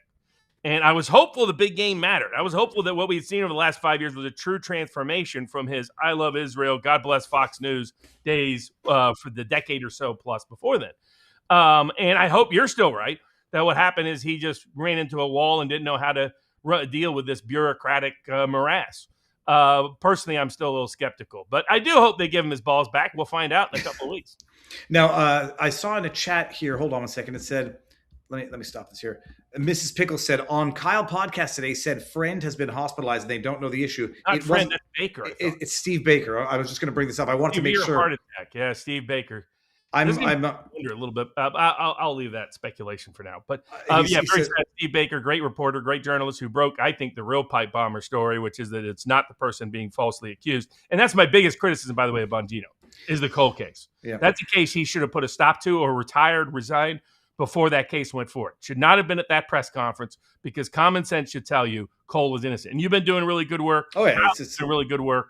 I think they're railroading an innocent kid. I'm just deeply bothered by that, independent of any politics. Mm-hmm. I think they're railroading an innocent kid. I find that horrendous for the American Constitution. But yeah, Steve Baker is the reporter who, he's a massive heart attack. I want to make sure what is public for now. He says, pray for my friend Steve Baker. And he retweeted Joe Hanneman, who said, please pray for my investigative project partner, Steve Baker. While you pray for his health and well-being, pray that God wills us to fully expose the evil that pervades the Jan 6 pipe bomb case. It's bigger than you could know. So, when I get public updates that I can share, I'll do that as well. Let me do a couple more, Robert, before we get into. We've got Georgia election fornication. We've got vote piracy. Are we bringing back the Pirates and the Buccaneers? No, forget that. I want to do. I was going to say, speaking of incompetence of authorities, we've got to go to Brown University. So this is Robert. I mean, I covered this one all week. If you had asked me, like, never in a million years would I have put together that the shooting of the MIT professor days after the shooting at Brown University were connected by the same alleged shooter, as we're being told. I want to not pat myself on the back, but just show, like, what is it called? It's called discretion is the better part of valor. That when people were jumping on the guy, I think his name is Mustafa, it doesn't really matter, the Palestinian activist who, unfortunately for him, looked like the shooter. Unfortunately for him, the university thought it was a good idea, instead of answering questions and clarifying, just try to delete his social media profile as though that's going to do anything. And he was looking like a suspect to many people for quite a few days. And some people will still believe he's a suspect because they don't believe the official narrative. The shooter, allegedly a Portuguese national who had some beef with Brown University, who studied there in 2000, allegedly drove up in Florida plates from Miami to shoot up the university that he had a beef with, that he went to 20 some odd years ago, fled because they had allegedly, and apparently confirmed by many, disactivated their cameras because they didn't want to comply with FBI to communicate information as relates to illegals for the purposes of enforcement of federal immigration law. And so they deactivated their cameras so they could not be compelled to provide video evidence to facilitate the deportation of illegal immigrants, allowed the guy to flee. They only identified who he was because of a homeless person who had an altercation with him earlier on in the day, and posted on Reddit that I saw a guy driving Florida plates acting suspiciously, and they took that, rang it up with some Ring camera footage from neighbors, and then found out that the guy who had fled subsequently went on to murder a nuclear physicist professor at MIT, despite the fact that Mayor Smiley came out the day of and said there's no risk to the broader community. Well, he was deadly wrong. DEI across the board, police chief who can barely speak English, deactivating cameras allegedly because they want to help the illegals. Apparently, activists also asked them to deactivate the cameras so they could protest more vigorously without facing the consequence of the law. And now an extra person is dead as a result. What do you make of this? And can anybody be? Civilly, I would say sue the university, sue the police, sue that president who comes out there and says, all's good and everything's fine and we did everything we could. Sue them. But other than that, what do you think? Yeah, it's very difficult to get relief and remedy because generally the sovereign immunity attaches to a wide range of institutions. Now, Brown University is a private school, part of the Ivy League, so they don't have necessarily the same protection, but often courts go to great length, and you can imagine trying to sue in the courts in Rhode Island isn't going to get very far. Courts, unfortunately notorious in the recent era for their political and partisan preferences and prejudices. So my grandfather and great uncle were graduates of Brown University back toward about a century ago or so. The Barnes family goes back to Rhode Island before Rhode Island was Rhode Island. So it's a state I have some personal fondness and familiarity with. But Brown has become like a commie crazy school ever since the early 90s. A lot of the insane aspects of political correctness as a movement before it morphed into the diversity, equity, inclusion movement commenced at Brown University. In fact, one of the people discussing it was Adam Taggart of Thoughtful Money. Thoughtful Money has a lot of really cool, interesting economic podcasts that you can find on YouTube and elsewhere. And he also was a Brown University attendee and detailed some of these things and found disturbing the political prejudices of the school. And you have to conclude that the political prejudices of the local police department and the school led to ineffective security that at least was a contributing factor in the death of this young girl. And are we supposed to pretend it's a coincidence that the guy goes in and he happens to murder a young conservative girl? I mean, there's only that's like one out of the odds of that are something like 3,000 to 1. So there's still aspects of the story I'm not fully buying that we have the full evidence of, but it's embarrassing. Now you had, people like Josh Hammer, who's, Mr. Israel First, running around accusing everybody of anti-Semitism. He was out there saying it was this Muslim kid. That apparently turned out to be utterly false. So Hammer probably can get sued into oblivion. Especially in a liberal jurisdiction like Rhode Island, maybe be more careful next time, Joshy boy, before you run around accusing everybody in favor of your favorite country, Israel. Independent of that, I have doubts about how this all unfolded, and it didn't look good. That Kash Patel chose, and Katie Miller, Stephen Miller's wife, chose right in the middle of the heat of investigating the case to do a podcast with him and his girlfriend that they're busy suing Kyle Seraphin and other people for even talking about. And it turns out the homeless guy gets the case. The homeless guy busts the case. The guy looks like a joke. The police are a joke. Brown is a joke. All of them are a sad, pitiful joke that a young lady is dead because of. I would say, in fairness to Kash, they pre-recorded that podcast. But on the one hand, you could wait before publishing it. And on the second hand, it's why you don't do these lover type MTV podcasts when you're in that position, because something's always going to happen and it's not ever going to be a good week to release a stupid podcast. But and then to take credit for the case as if you had anything to do with it. You did nothing. But this is what he and Bondi are the two worst at this. They love to run to the cameras and say, look, another one. Even when they screwed up. Remember, he kept screwing up the Charlie Kirk case, saying somebody was in custody, wasn't even the right person, said this person was a suspect, wasn't a suspect. I mean, and then block Joe Kent from meaningfully investigating it, which is Alex Jones's point to Candace. He goes, if you're serious, this is what you should be worried about. Not all this Egyptian plane, French Legion nonsense. Randos. I mean, she's going to get trolled into oblivion, but that's a whole other story. But it's embarrassing that this kind of incompetency and ineptitude. And I'm still curious, is it such a coincidence that person ended up being murdered? Because that's the official story right now. The fact that one of the very few and one of the leading conservative voices on Brown University campus was murdered when only a few people were murdered is just one big coincidence, according to the official narrative. I'm still not fully buying on that. I'm still curious about that. And if this guy's obsession was the MIT guy that he went and hunted down and murdered later. Yeah, why risk it? Why risk it by... He kills himself in a storage locker? In New Hampshire. It's just, So I say this is where people say, oh, you're gonna believe the official narrative. Slop. Even if you believe the official narrative, it's inexcusable. The guy drives up from Florida, gets away after doing this in Brown, goes over to MIT, kills that guy, and then for whatever the reason takes his own life in a storage locker in New Hampshire. Even according to the official narrative, it's a joke of law enforcement, a sad, sick, deadly joke. But I can understand people in this one saying, I don't believe it for a bloody second. He doesn't look enough like the guy in the video, and whatever. But all that to say, or maybe there's some other motive. Maybe there's some other co-conspirator party. Maybe one murder is responsible and the other one he's not. Right? I mean, my understanding is the bullets didn't match. Is the early reporting is the bullets don't match. between the two murder scenes. That's a problem. And so I think something's AWOL. But, maybe it's this. I don't foreclose that possibility, but I definitely don't foreclose the possibility there's another story that's. But do we have any confidence that Brown, Rhode Island police, or the FBI will ever out if another story is there? I have no confidence in any of those institutions at this time. We got Passion Moyer who says, why is this on Monday, you may ask? The stream is not late. It started precisely when we meant it to. J Ash 62 says, Robert, Viva, could you please mention a board member, Dave Ohio, who has been battling cancer and was just admitted to the hospital? A family member posted using his VBL account asking for prayers. We will all pray. Prayers up for Dave. Yeah, but very good guy. Almost ran for the Senate in Ohio some years ago. Good guy, great guy, longtime member. I think his daughter is a young law student who was inspired by a lot of this to go forward in law, which is great.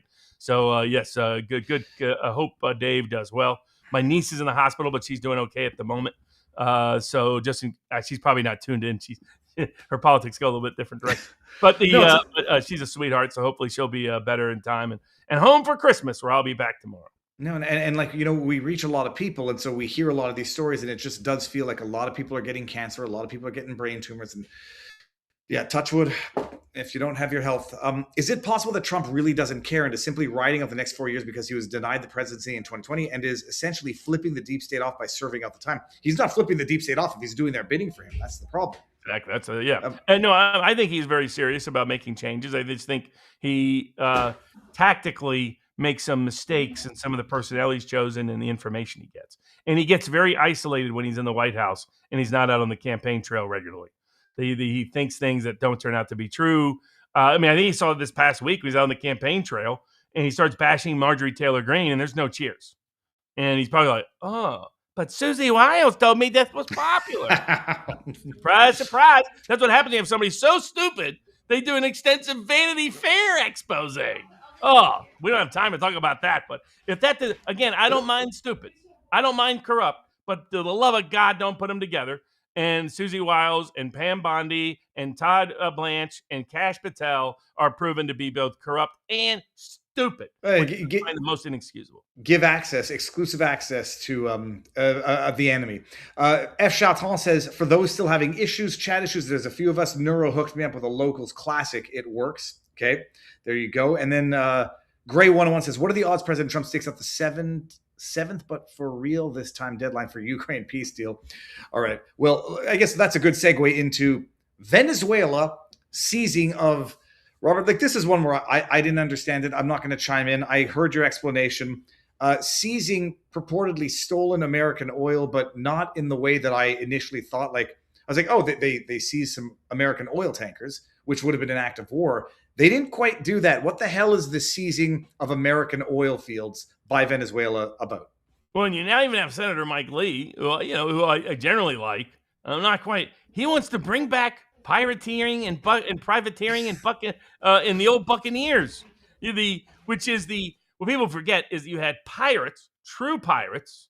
The kind that the great coach passed on a few years ago, Mike Leach, celebrated. And those were pirates that were sort of populist anarchists outside of the state system, setting up their own democratized form of government on the high seas, if you will, portrayed in films and shows like Black Sails and Johnny Depp popularizing it in his own right. Then you had the privateers, or buccaneers, as sometimes were called. These were state licensed pirates. So they were given a license by the state to go and steal on the high seas. And there's letters of marque, which are different than that. That's a form of enforcement of this in the international legal context. And V will be right back. He's got to take care of family stuff. I'm being interrupted. I hide in the room that is least likely to be interrupted in. All right, keep going, Robert. I'll have to open a door here. So the privateers and the buccaneers had a state license to do it. Letters of marque are a way of enforcing things, but not usually always done in this particular manner. Senator Mike Lee wants to make it all legal. And what does he wants to make legal? Basically, it's piracy in the colloquial terminology. It's stealing other people's stuff off other people's ships, including their ships. And so what Trump has done is the effect of a boycott or embargo. It's not real clear because his language is all over the place at times. Because a full-scale boycott embargo is an act of war and has long been considered an act of war. If you prevent a country from importing or exporting anything by sea, that is legally an act of war, which is something President Trump does not have the constitutional authority to unilaterally do. Now, they're trying to piggyback off everything as terrorism by calling it narco-terrorism, even though this has nothing to do with that because it's about oil. God bless this administration, but they can't even when they're doing regime change, like they did try to do in Iran, like they're now trying to do in Venezuela, they can't keep their script straight. They can't keep the same excuses. It's like the character in the Manchurian Candidate. He's like, I got to remember exactly how many communists are in the State Department. And so his wife, Angela Lansbury, played by Angela Lansbury, gives him the Heinz 57 bottle so that he can remember there are 57 known communists in the State Department, as the movie goes on to say. So it's that kind of sort of all over the place. Are we declaring an act of war or not? What's the legal basis? And then it was like, well, we're not stopping all ships. We're only stopping sanctioned ships. But then we started stopping ships that were not sanctioned. So what was the new excuse? Well, we're not stopping sanctioned ships. We're stopping ships that might be carrying sanctioned cargo. And we got the approval of because what is a ship at sea? Whatever flag they're flying, that's whose laws they're governed by, along with international law, certain UN treaties that we've signed on this. They don't allow us to be doing what we're doing either. Constitution doesn't allow a full-scale embargo of declaration of war. Our international treaties that we ourselves have signed are the highest law of the land other than the Constitution. Under the Constitution, say that you can't take and seize assets in the way that we're doing.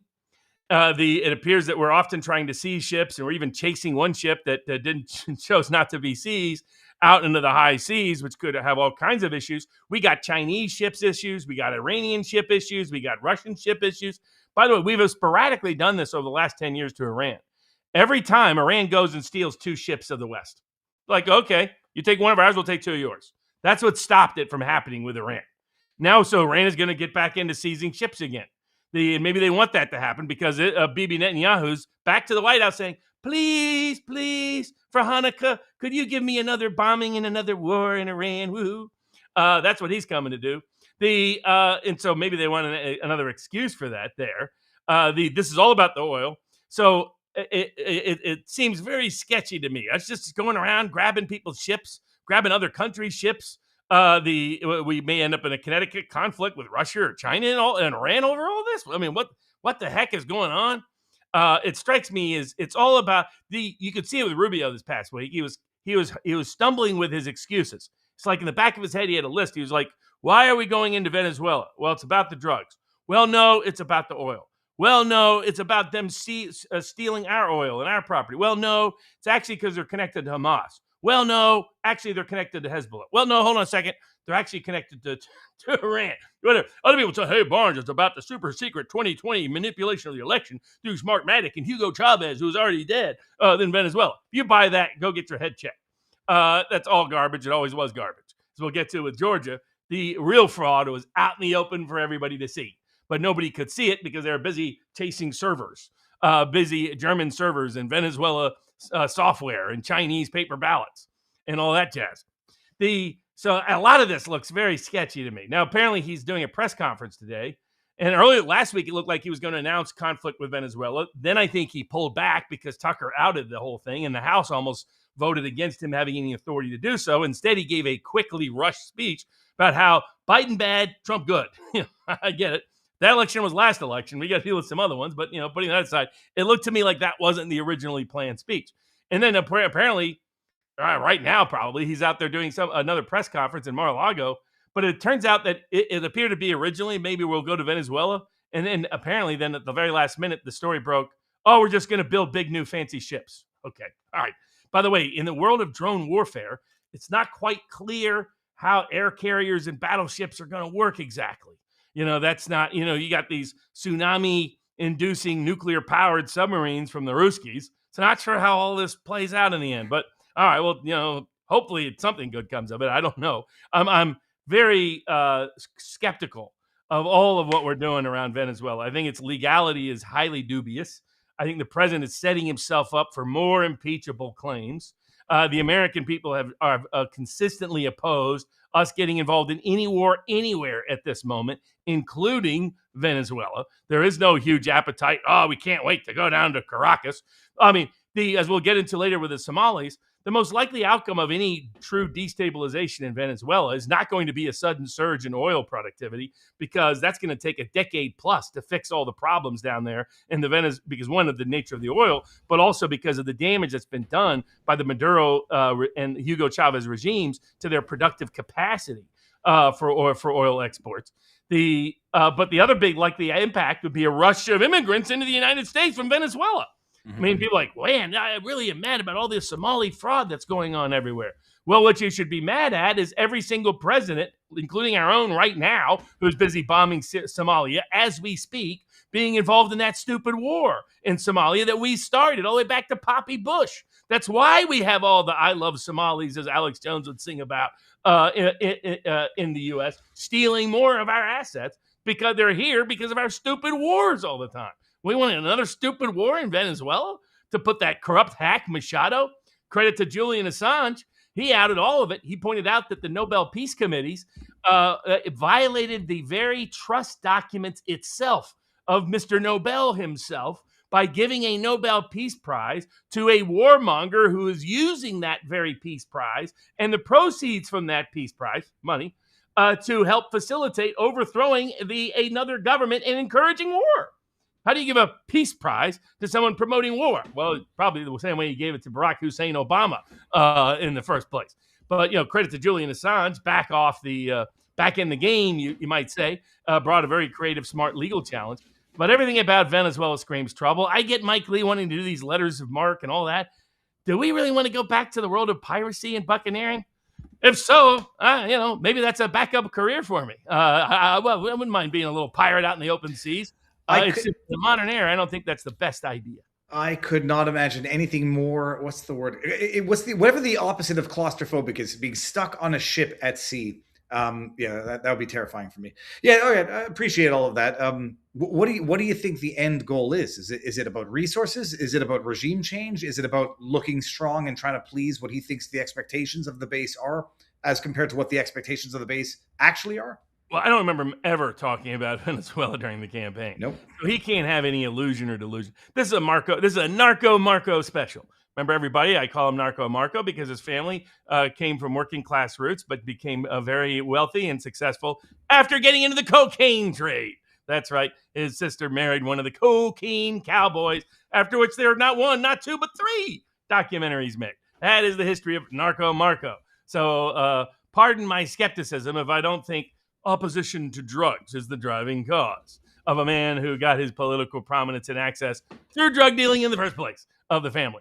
But so I think this is all about Narco Marco, sweet talking Trump, that he can be a machismo hero by freeing the people of Venezuela and, just coincidentally freeing the people of Cuba too, because guess who this embargo mostly impacts? Not Venezuela, Cuba, where a lot of this oil is often going. Now that's going to depend on them keeping Russia from not sending their oil in.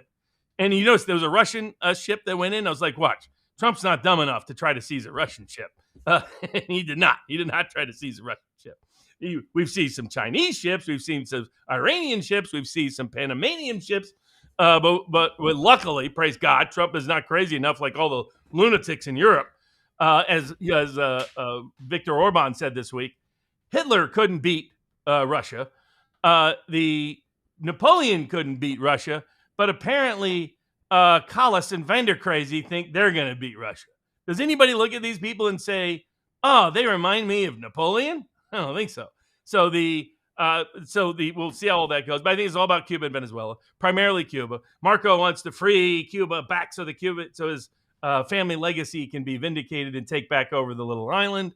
But they're doing it in a way that has high escalatory risk. That's tough to get out of, that doesn't have easily achievable ends. Vice President Vance assured us all we wouldn't do conflicts that don't have easily achievable ends.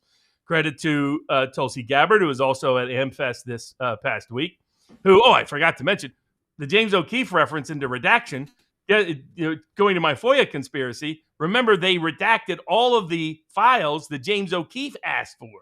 they wouldn't let him know what was going on.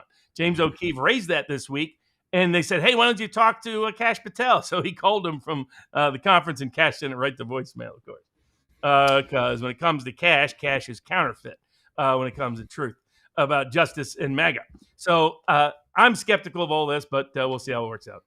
Let's do a couple more chats before we get into the next subject. It says, James W. Houston wrote a book about Congress issuing a letter of marque to a carrier battle group called Balance of Power in 1998. Okay, I have no knowledge of that. And now, hold on. In our locals community, before we get to Georgia, because people want to know about that, and I've got questions. Pasha says, Viva, I think you missed. Hold on here. I think you missed the pictures. Oh, I saw them. That's me and Barnes. Barnes, you're looking good there. I think you should grow you should grow long hair, but maybe not.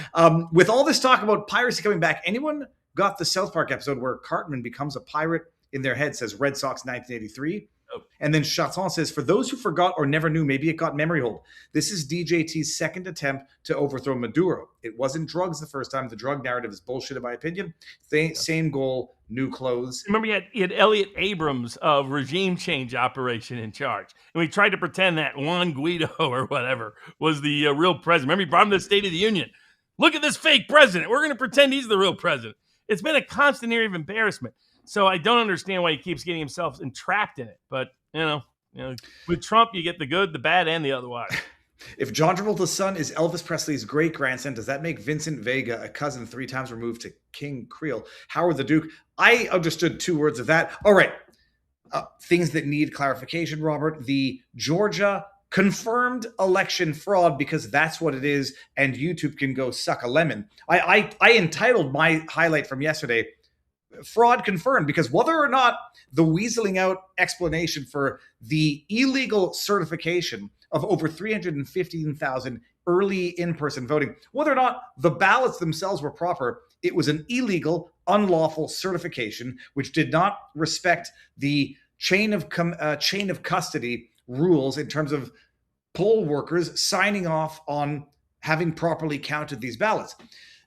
I mean, the argument is, and I don't want to bastardize it, that there were 315,000+ early in-person votes that were cast. They counted these ballots, and they did, whatever was legally required. They were not illegal or fraudulent ballots, but the tape that certifies the results, that attributes those votes to certain polling stations, were not signed off on by. I'm gonna let you keep explaining. I gotta go check the door real quick. Okay, go. Well, no, I'll do it real quick. But that the chain of command certifications that attributed the votes to a specific polling station was not done properly, didn't have the requisite signatures, and therefore violated the law. Now, my questions to Robert when he gets back are going to be violating of a rule or violating of a statute, violating of a law. What could be the consequences of not having had the proper chain of custody, and whether or not this is a sign of deeper problems within the Georgia 2020 election, which we all know that it is. But until Barnes gets back, because I can't answer my own questions, either the same ones I asked yesterday, I can go to vivabarneslaw.locals.com and see what's going on. When I put this up, I get such a blast of light. It's like, what time is it? That's 4:43. So I guess it's normal that it should be pitch black in Canada. Let's see here. We got right again. We were, says F. Charton, Pirate Pam Bondi. Then we've got a meme. You keep using that word transparent. I do not think it means what you think it means. All right, Robert, I was doing some memes in there. So, Robert, the argument is that they didn't break any laws. They just broke a rule. The argument was that the ballots themselves were lawful. They were just not certified properly. This is objective, whether you like it or not, fraud that they've only now admitted 5 years later, after an activist, as they call them, FOIA'd for the requested information and took it to court where they had no contestation. And I think we helped inspire those folks, because we were the ones to highlight, by the way, you can use FOIA and the Open Records Act and the Sunshine Laws under various state analogous provisions to get these records, to get these files, go get them. And it looks like we helped inspire a lot of people. And thanks to those people for keeping up the fight 5 years in. Remember, I talked to some of them at the early stages of the case and love what they're doing. So 2 things with this. One is, this is the common excuse. This is a Pfizer excuse, right? Which is, when you have, how do you know whether something's, in the case of a drug, safe and effective? How do you know in the case of an election whether it is being honestly conducted by and accurately counting the ballots of qualified voters? You have to institute a bunch of prophylactic rules, because it's going to be very difficult to prove every single aspect of knowing whether that person really cast that ballot, whether they really counted that ballot, whether they properly signed the ballot, all of those things. To prove the inner fraud is very, very hard. So you come up with these various rules that are meant to be prophylactic methods of enforcing and prohibiting fraud. So in the case of Pfizer, for example, you have all these rules to be able to say, well, if you do all of these things, then we have confidence that the data that comes out of that is evidence of its safety and efficacy. Mm-hmm. They violated all the rules, but they're like, so what? They were just little technical rules. Like, Garrett Archer there in Arizona. Oh, these are just technical rules. These are just technical violations. That's like saying, violating the Constitution is just, that's a technical rule. That's a little technical violation. So for those that have forgotten, the presidential election is controlled by the Constitution. The Constitution gives exclusive authority to the legislature of each state to assign the rules to govern that election. Not to the governor, not to the state judges, not to the Congress, not when it comes to the presidency. The presidency, the rules are exclusively set by the legislature of each state. So the question in Georgia, like it was in Arizona, like it was in Wisconsin, like it was in Pennsylvania, like it was in Michigan in 2020, was the election conducted in those states consistent with the rules set by the legislature of those states for who could vote, for how they could vote, and for the counting and canvassing of the votes, in order to make sure it was a constitutionally qualified election for the presidency of the United States. The reality in Georgia, which was detailed in the recount and detailed again in the election contest filed by the president, that was so compelling and so damning of the state of Georgia that they went to great lengths to prohibit a hearing from ever occurring in that case. And so what we detailed was that constitutionally unqualified people voted. People who were dead voted. People who were felons voted. People who were too young to vote voted. People voted from places they were not legally qualified to vote. People voted when they voted in other states or other counties or multiple times to vote. That was problem one. Problem two was the signatures on the mail-in ballots did not match. So how they vote to the signatures on file or from their driver's license records. And that is an unqualified ballot in terms of how it was cast. So you had unqualified ballots because of who voted. You had unqualified ballots because of how they voted. And last but assuredly not least was, and this goes to the third category, you had constitutionally unqualified methods of how the votes were canvassed and counted.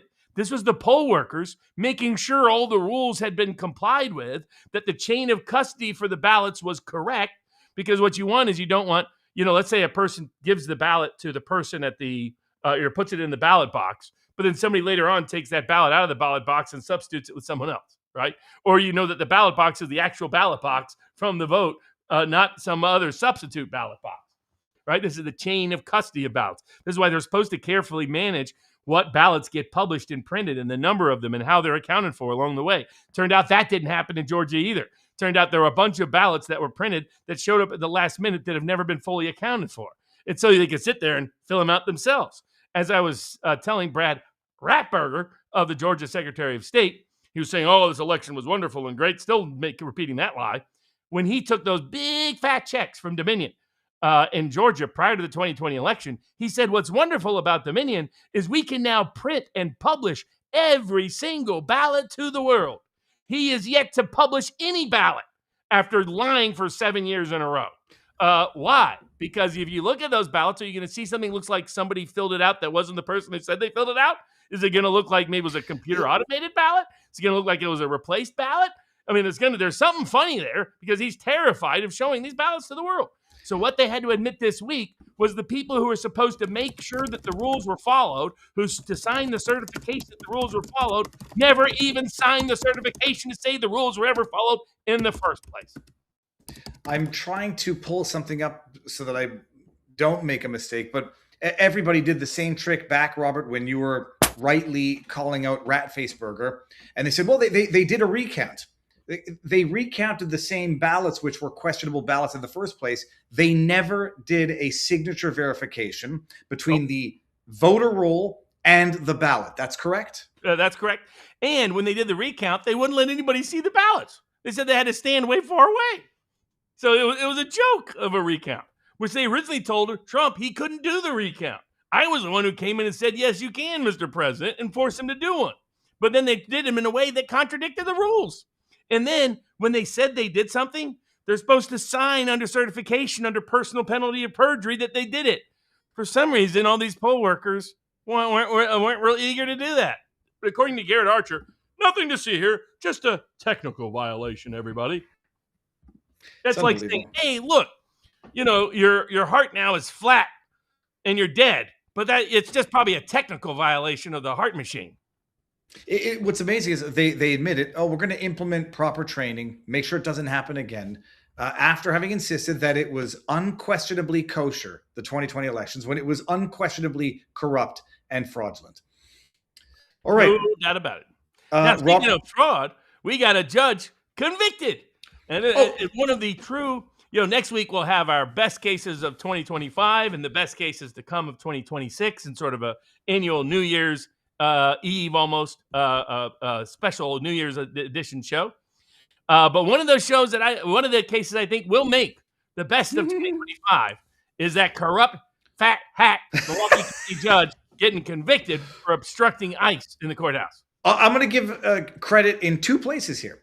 That they actually convicted her and that it happened so quickly. This just happened, I don't know, a few months ago. The Judge Dugan, the judge who snuck out an illegal alien out of the back door of the witness room of her courtroom so that he could evade federal agents who were there to arrest him at a hearing in front of this judge. She knew that they were there to try to get this guy to deport him.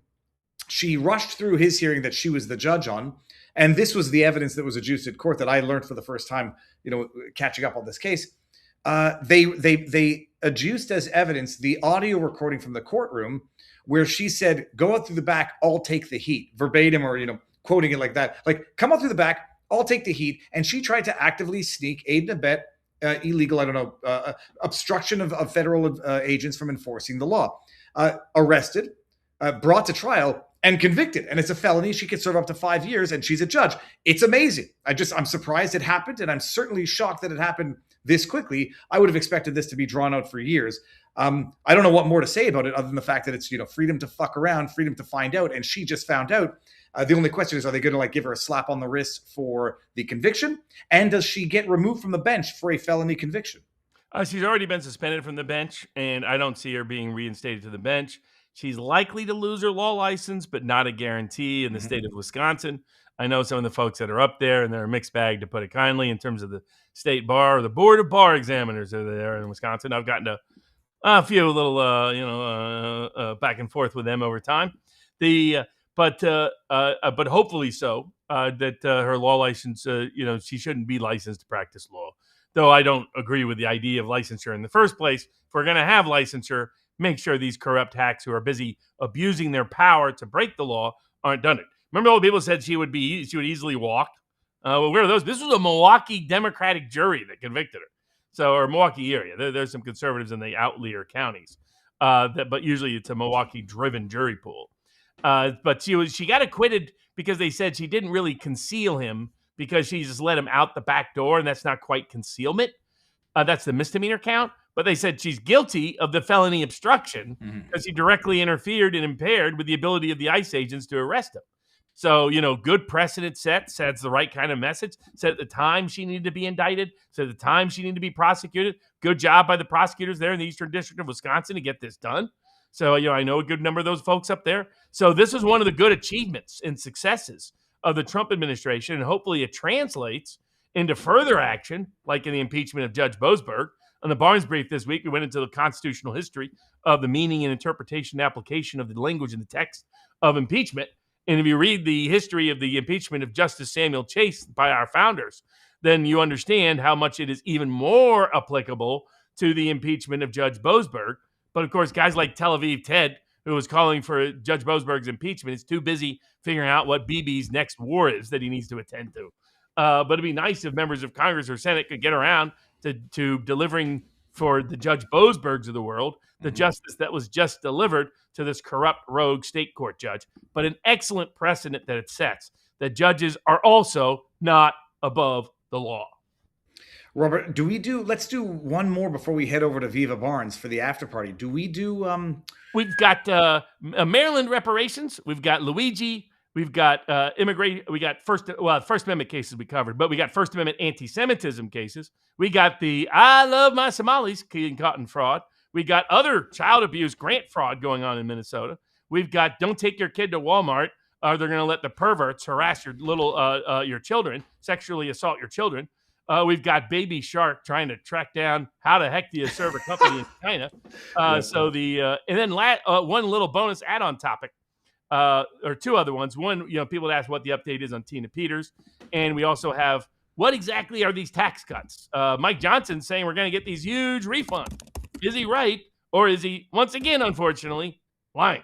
Let's do that one right now, and then we'll do the 2 Minnesota cases. Then we're going to head over to Viva Barnes Law for the other remaining cases, vivabarneslaw.locals.com. You've all got the link. The last one that you just mentioned, the tax break, I know nothing about. What's up with that? So this was from the One Big Beautiful Bill. And so even J.D. Vance has ended up, and Trump himself have been caught saying things, Trump lately. But Mike Johnson put out a tweet or X post where he said there's no more tax on tips. There's no more tax on overtime. There's no more tax on Social Security and seniors. And everybody's going to get about $10,000 in cash coming soon. It's all lies. Because what Trump wanted was for those things to happen, but it didn't happen thanks to Mike Johnson and especially the rogue actors in the Senate. They gutted the House, the tax cuts on tips. So all the payroll taxes on tips, still there. Most of the income taxes on tips, still there. Because they said if you didn't make enough, you got excluded. If you made too much, you got excluded. It was like Goldilocks and the Three Bears. Everything was too hot or too cold. So they did the same thing with overtime. They did the same thing with seniors. They didn't even make it a Social Security-driven tax cut. So here's only 3% of Americans will get any tax cut on tips. Only 10% of Americans will get any tax cut on overtime. And fewer than 25% of seniors will see any tax cut at all in terms of the tax cut for seniors. And the average benefit that the average household will get, many households will receive no benefit at all. But the average benefit in terms of actual tax cuts, they did stop tax increases that were going to come, and that's great. But that's not things people are going to see in their pockets this year in an obvious way. It's always been an issue. If you're a really good lawyer, a really good doctor, you prevent illness, you prevent a lawsuit. Nobody ever appreciates that the way they do if you fix or heal them when they're hurt or sick, which is the nature of the animal. But because they watered down and diluted, one way you can do a tax cut, or like a true no tax on tips was to say tips are no longer taxable, period. And any tax that was ever paid on tips is fully not only a credit deduction, but is a credit, is a refundable credit. The problem with not making it a refundable credit is that basically you have to wait until you file your tax returns. Then you have to see whether you owe any tax. And then if you owe any tax, it depends on how much money you made and how much money from tips you made, whether you get any tax deduction off your liability, if you still have any, on the income tax side. They could have made this applicable to payroll tax. They chose not to. They could have made it a refundable credit. They chose not to. They could have made it no income limits on who could take it. They chose not to. They could have said it wouldn't be just capped at, say, $25,000 on tipped income, but they chose not to. So all they did is, and because they did such a low cap on how much money you could make on tips, and at the same time made it so that it was not a refundable credit, meant that almost nobody who pays taxes on tips is going to, everybody who pays tax on tips for the most part is still going to be paying taxes on tips because of what the House and the Senate did. And apparently Trump and Vance still don't even understand this. Bessent still doesn't understand this. And Mike Johnson is out gaslighting everybody. And the problem with gaslighting everybody is what happens when they get their paycheck next February and it still has all the taxes in it. They're going to be like, what? And they're going to think, oh, they must have lied to me again. And because they diluted one of the best working class aspects of the tax cuts with all of these Senate shenanigans, And now they're compounding it by gaslighting voters. They're setting everybody up for failure, unfortunately, come 2026. All right. Well, from your mouth to their ears, Robert. And speaking of setting up for failure, the Somali, it's predominantly Somali fraud ring in Minnesota, which has now been estimated. I think I might have made a bit of a mistake where I said it was the fraud exceeds the GDP of the country of Somalia itself. It's pretty damn close. I was sort of waiting for a community to know, no, it doesn't exceed it. The fraud is between 9 and 11 billion. The GDP of Somalia is between 11 and 14 billion. We're talking in like the double-digit billions of dollars of Somali fraud rings, fraud, welfare fraud, healthcare fraud. And when I look at the amount of remittances that comprise the economy of Somalia, you realize that a significant portion of the GDP, the Somalian economy, is funded off stolen, fraudulently appropriated American taxpayer dollars. It's been going on for a long time. There was confirmed stories of whistleblowers who got shot down by Tim Walz. We would have never known about any of this had Tim Walz won the election and become the vice president. And it's systemic criminal fraud that doesn't just involve Somalis, but occurs now predominantly within the Somalian community, with a fair share of non-Somalians taking their cut. Robert, it's like beyond the budget of the correction system of Minnesota. It's state crippling. And you got that stupid jackass Tim Walz coming out and saying, well, a lot of white people need to go to jail for crimes that they've committed as well. Just like, deny. What's your take on it, and what's going to happen? Are people going to go to jail over this? I mean, they're already starting to go to jail, but sorry. Walz making a race base, because it's like, yeah, Ukrainians also stealing a bunch of money that Walz and the Democrats have done that probably even the Somalis can't compare and compete with Ukrainian fraud. That is real fraud. Fred Hume is busy out there running cover for the Ukrainians, lying all the time about that conflict. It's just incredible. He's like, Ukrainians want honest peace, but the Russians won't even talk, when it's literally just the opposite. Ukrainians keep sabotaging peace, while Russians generously can keep giving more and more opportunities for President Trump to try to get a possible deal done by being exceedingly generous in their discussions. But it's a systemic immigrant-driven fraud that they get here, and their goal, this has happened throughout large parts of Europe too, and it's happened, whether you're Ukrainian, whether you're Somali, whether you're other, from other places. It's like the lottery. It was a Nigerian lottery scams. A lot of their industry became how to scam the West, and with the Somalis, it's been immigration fraud, then compounded by Medicare and Medicaid fraud, then compounded by welfare fraud, then compounded by by 2020 COVID fraud, by every other kind of fraud they could cook up. Now, in the defense of the Somalis, we wouldn't have been stuck with all of this Somali fraud if we would simply have stayed out of the country and not invaded, and bombed, which President Trump is busy bombing them like 16 times in the last week. How is this going to solve the Somali fraud problem? Let the Somalis deal with the problem of Somalia. Send them all back and let them solve it down there. And could we please just stop intervening and bombing everybody? For the love of God. For Christmas, please, pretty please, less bombing, less war. The only one for Christmas is no more war.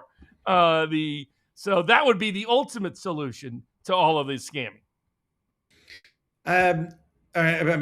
People are getting arrested. People are going to go. It's massive, and it should be the end of Tim Walz, and it should help Mike Lindell. How do you feel about Mike Lindell running for governor of Minnesota? Oh, well, give him the best of luck to it. I like Royce White. I like Mike Lindell. Royce running for the Senate. I think as long as you've got the Twin Cities as 55 to 60% of the vote, when you include the suburbs, going to be very hard for a Republican to break through in Minnesota anytime super soon. Now, if you deported them all, they didn't have that. Probably should deport some Swedes while we're up there too. The Norwegians good, the Swedes not so much. I think about 1 out of 3 Swedes we got to send back to Sweden. Now, that was one element of the fraud in Minnesota. The other element of the fraud is very interesting. Was what was the institution? It had a funny name. It was a hospital where this doctor got fired for blowing the whistle on the overdiagnosis of child abuse, so that they could, I don't know if it's a funding issue, if it's a prestige issue. It was money.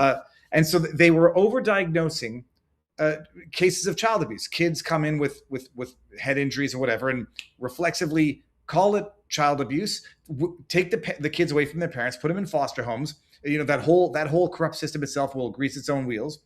This doctor, in one specific case, where a kid comes in, no bruising, no visible signs of abuse, some, I don't want to say contusions, but some swelling of the brain. There was some fluid in the brain, but no signs of abuse at all.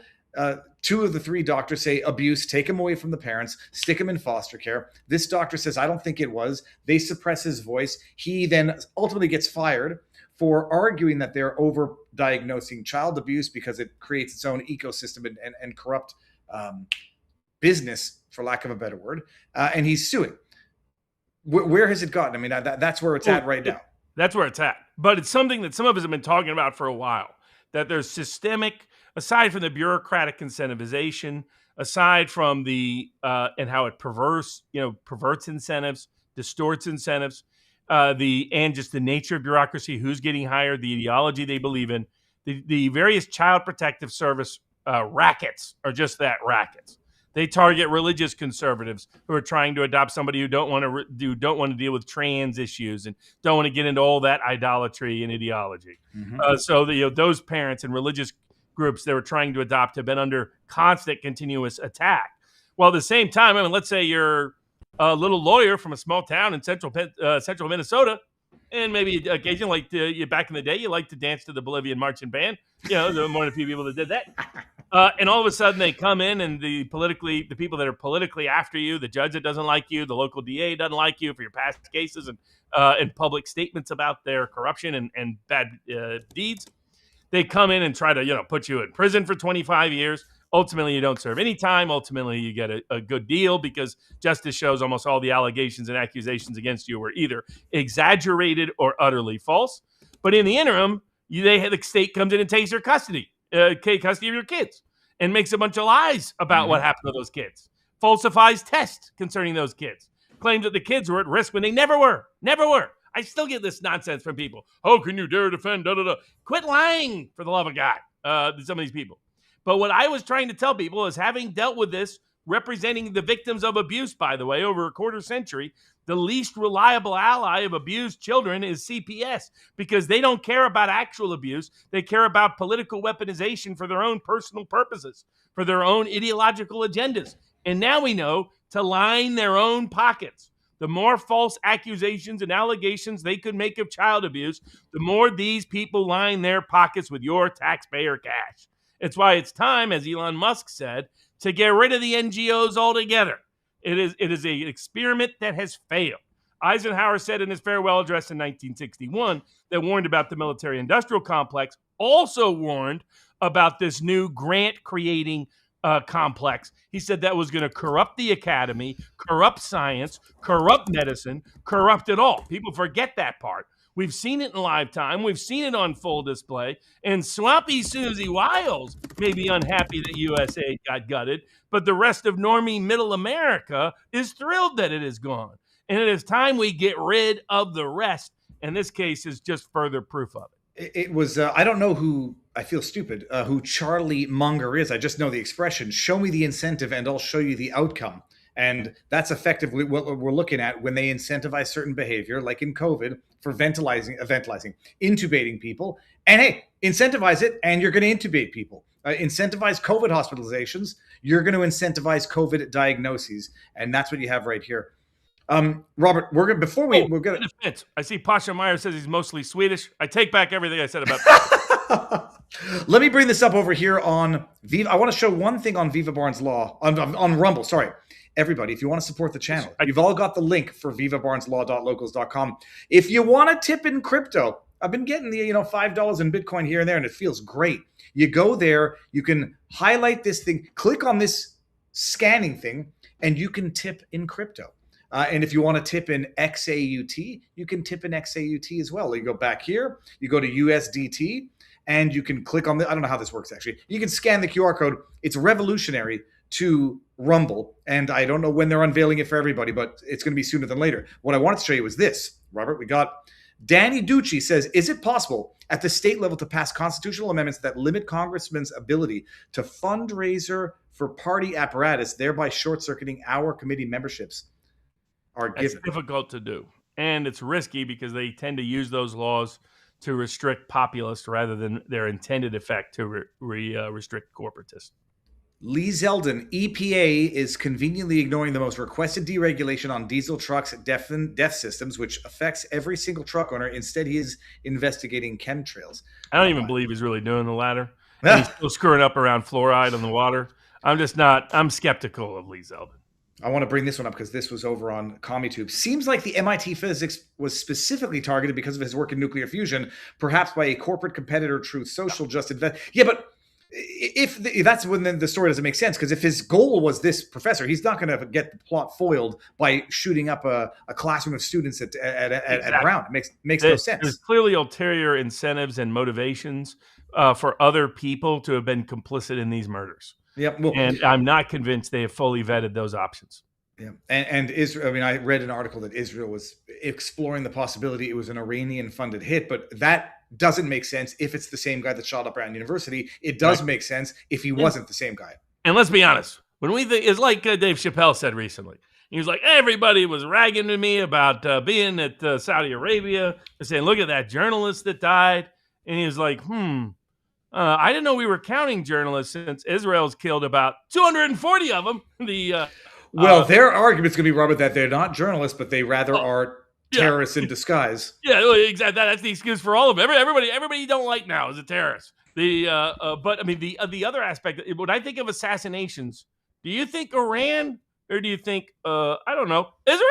Well, I think it's going to certainly feed into some of the theories of a country looking for a war with another country and jumping on this, but correct. It didn't play out. It's the same Israel that claimed the Pennsylvania shooter was connected to Iran, and claimed that Iran was behind trying to get Trump assassinated. I mean, Bibi Netanyahu tells more lies, just flat out lies, to get us into more stupid wars than anybody on the planet. He had Lady Lindsay, the queen of the war wars, over there in Tel Aviv, screaming for war in Russia, Iran, and Venezuela. That's how nuts these people are. Smooth Brain Crypto says DOE, Department of Education, needs to investigate Brown University for Clery Act violations. There's a lot of violations with the Ivy League. I mean, Trump started out strong and then he wussed out, which we'll get to another case that we have. I mean, he ended up backing off just to do anti-Semitism enforcement. There's some DEI, restrictions, but it's not as meaningful as it should have been. And he let the Ivy League off the hook. I mean, the Ivy League deserved far more scrutiny and criticism. Instead, he's busy making sure they get all those Chinese communist foreign visas, which they admitted they got another Chinese student trying to bring in another pandemic this past week. For the love of, just keep all the Chinese students in China. Can we? I think the number of Chinese student visas should be the same as the number of H-1B visas, which is somewhere around 0. And G. Fontes, I'm going to read it the way it's written. Charlie Munger was Warren Buffett's right-hand man at Berkshire Hathaway, whatever that is, until his death maybe 2 years ago at 103 years old. You're welcome. Thank you. It's a good expression. Charlie Munger was a genius. I mean, a really brilliant guy, though his law firm, Munger, Tolles, and Olson, I had to sue back in the day, but that's another story for another day.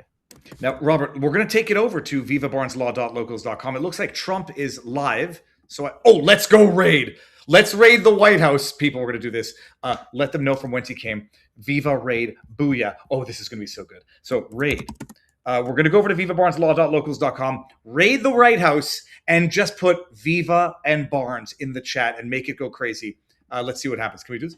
Raid confirmed. Viva raid. Oh, this is going to be so funny. Viva raid. Booyah. President Trump makes announcement with Secretary of War and the Navy. Well, hopefully it's a good announcement. Yeah, supposedly, I thought it'd be about Venezuela. I thought last week it was going to be about Venezuela, but apparently it's about building fancy ships, is what the latest word was. I don't know. Reinvest in America. So let's see. Here we go. Yeah, I'm all for that.